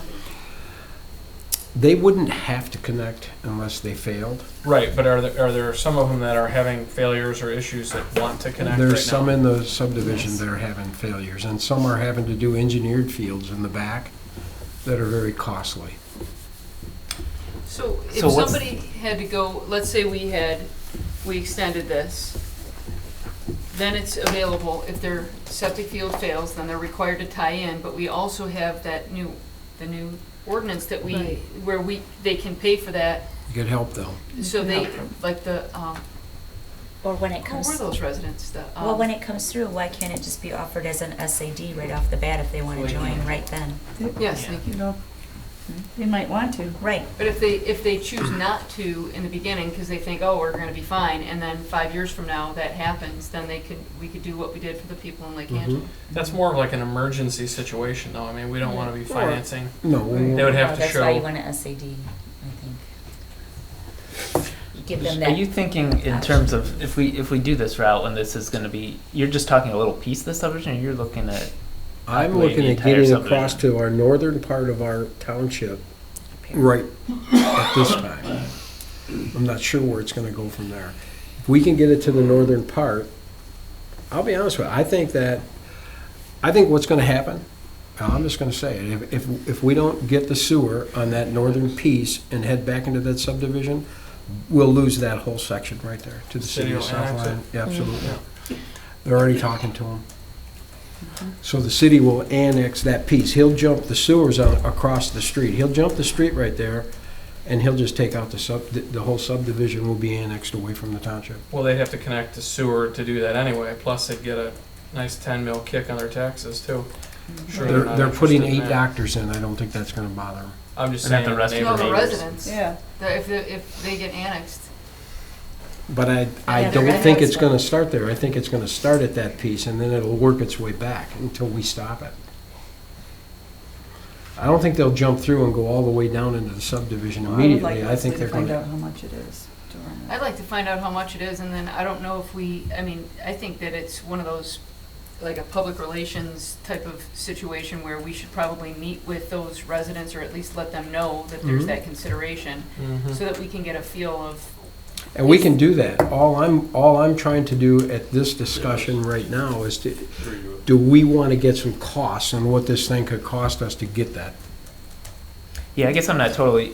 Can you trace the route again of where you're thinking? Well, we're thinking, but it's not in stone. We're just kind of Right. throwing some things out there. We don't know if it would be the backyard of them residents or the front. I mean, I would Probably have to end assume up we in the would go front. down Lillian and then up K Street and then Marjorie Ann is what I'm assuming, but we haven't really sat down and gotten into the details, because there's also 2 different ways to design the sewer and construct it. One is a pressurized sewer and one is a gravity sewer, and there's pros and cons to those.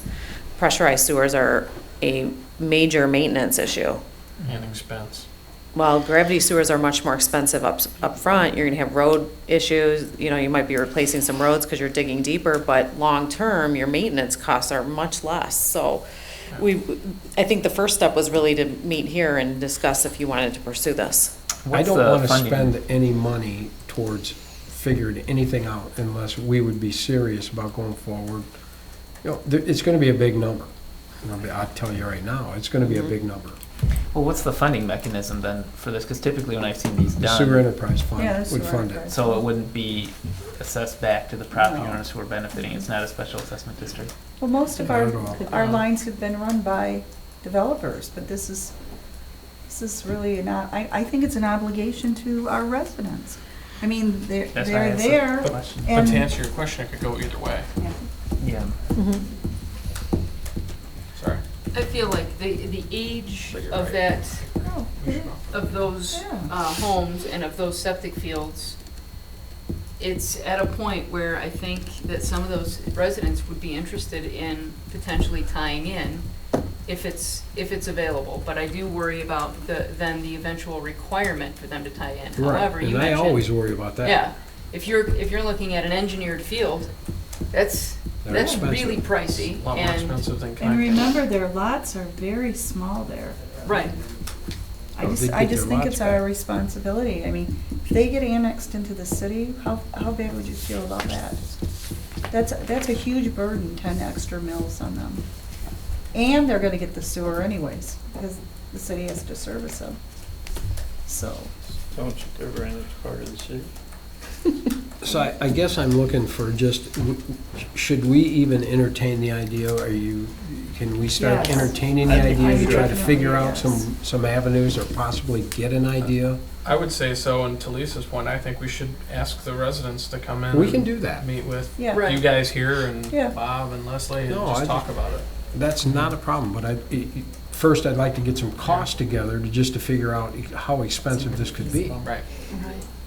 You I'm know, in so- favor of getting some costs, and especially just looking at, I know when people have had their septic fields fail, and then the massive cost of doing an engineered field or having to tie in, and it's a surprise.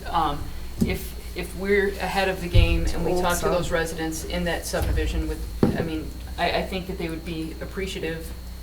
I'm We're not on gonna septic, do- but I would be appreciative Yeah. if that were a situation near me, I would probably want to be available or be involved in discussing it with you guys. Well, the other thing that sewer does is it opens up the ability to get more use out of their land and their That's right. house, because there are restrictions on the number of bedrooms, and that's what it is, it's bedrooms. It's not people who live there or bathrooms. You could have 20 bathrooms and 2 bedrooms, or, and your number at the county would be less than having 1 bathroom and 3 bedrooms. I mean, it has nothing to do with, and it's a weird, they know more about it than I do, but it's kind of a weird formula, but there could be several people in that house that want to add on, either a second story or a bonus room or something like that, and they can't, because they can't get permission from the county to expand their septic. So they're restricted in the actual use of their property, their home and their property.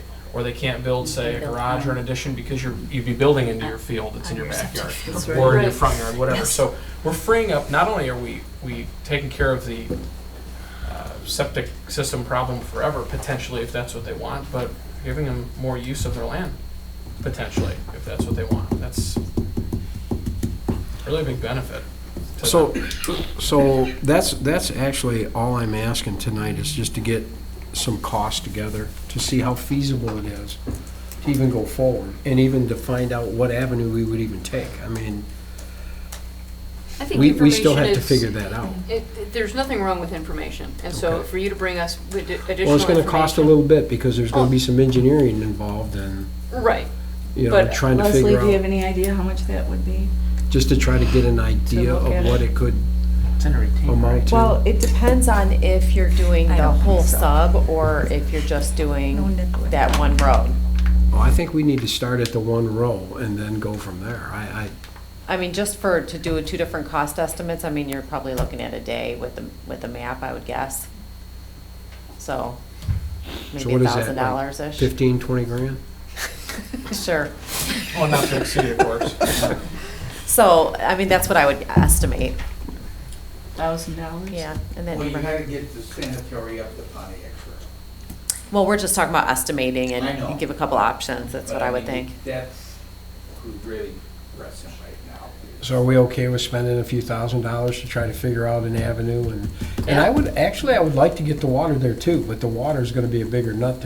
It's a lot quite a further ways south to down start. there. Yeah. and We do have to get that thing looped sooner or later. It's got to go we've got to find the end there. Can't So- rely on Well, the it's- the city. would And that's never only know. gonna help with the ISO rating and fire safety too, having hydrants all through those areas. I mean, I'd like to look at that also, but I think the sewer's more important right now. than anything. Okay, so we're good with that? We can go ahead and just get some ideas? Okay, great. Perfect. Everybody good? Yep. Okay. All right, good. Now let's move on to the discussion for the light on Silver Lake and Kent Lake Road. And I believe that this is a CIP item that has been in the mix here for a year, and I think we were kind of waiting to see what was happening development-wise down that road. We've had $150,000 in the budget. You know, in this budget, I just moved it forward again in case it ends up being next year. But if you want to go ahead and start want me to get some costs on that light, or, you know, I can get a hold of the county. And you know what the county did last time is they said, hey, if you can wait in line, we'll do it when we have several lights to do, and it saves you a lot of money. So they kind of put it in their kitty, and they say, you know, we'll get it done when we have all these multiple lights, and they can get it in for a decent price. Sounds good. So is everybody okay with going ahead and starting that forward? Yeah, we moved Okay. it forward in the budget. Yeah. I mean, I think it's We been just warranted moved it's been warranted for a few years now. I think it's been in the budget maybe the last 2 years. Yeah, 2 or 3 years. 18 and 19 both had it in the Well, we budget. just moved that money forward to this Right. budget, so if it happens this year or next year, we're funded anyway on it, and, okay. Yep. Hi, Shirley. Hello. How are you? Pretty good. How are you guys tonight? Good. Everybody's looking good and rested. You've been very quiet tonight. I have been, haven't I? But not now. Okay, I think that's a wonderful idea with the traffic light. Here's the however part that we need help with. Talk into your mic. And going in, you know who I am, and going in whatever direction, I always get that all screwed up. But when you're on Silver Lake Road, going east, and you want to turn south on the Pontiac Trail, right? Okay, they get a green light to go through from Pontiac Trail to Silver Lake Road, and also a green arrow to make the turn. There's no indication anywhere that that's permitted. I can't believe there hasn't been a ton of accidents there. Has there Yeah, been? you're not the first one to say that either. Yeah. Why don't we put a There's no- sign? How much could a sign cost? The no turn on red sign at that. No turn on for red. the eastbound. You don't even have to light it, just put it there. I think that should be considered as well. Yeah. Everybody just goes at the same time, they all just turn. Well, yeah, I mean, Yeah. that is, I mean, I see that happen all the time on that corner, and, I mean, would we reach out to the road It's a commission risk. to ask? Yeah. No turn on. We can talk about that also. And you don't know how bad I would hurt someone that damaged my truck. You're not on the agenda. Thank you, Shirley. That was good. Okay, so that's all we need. We've got that all done, and I guess a motion to adjourn. Motion to adjourn. Support. All those in favor say aye. Thanks, Tina. Our time is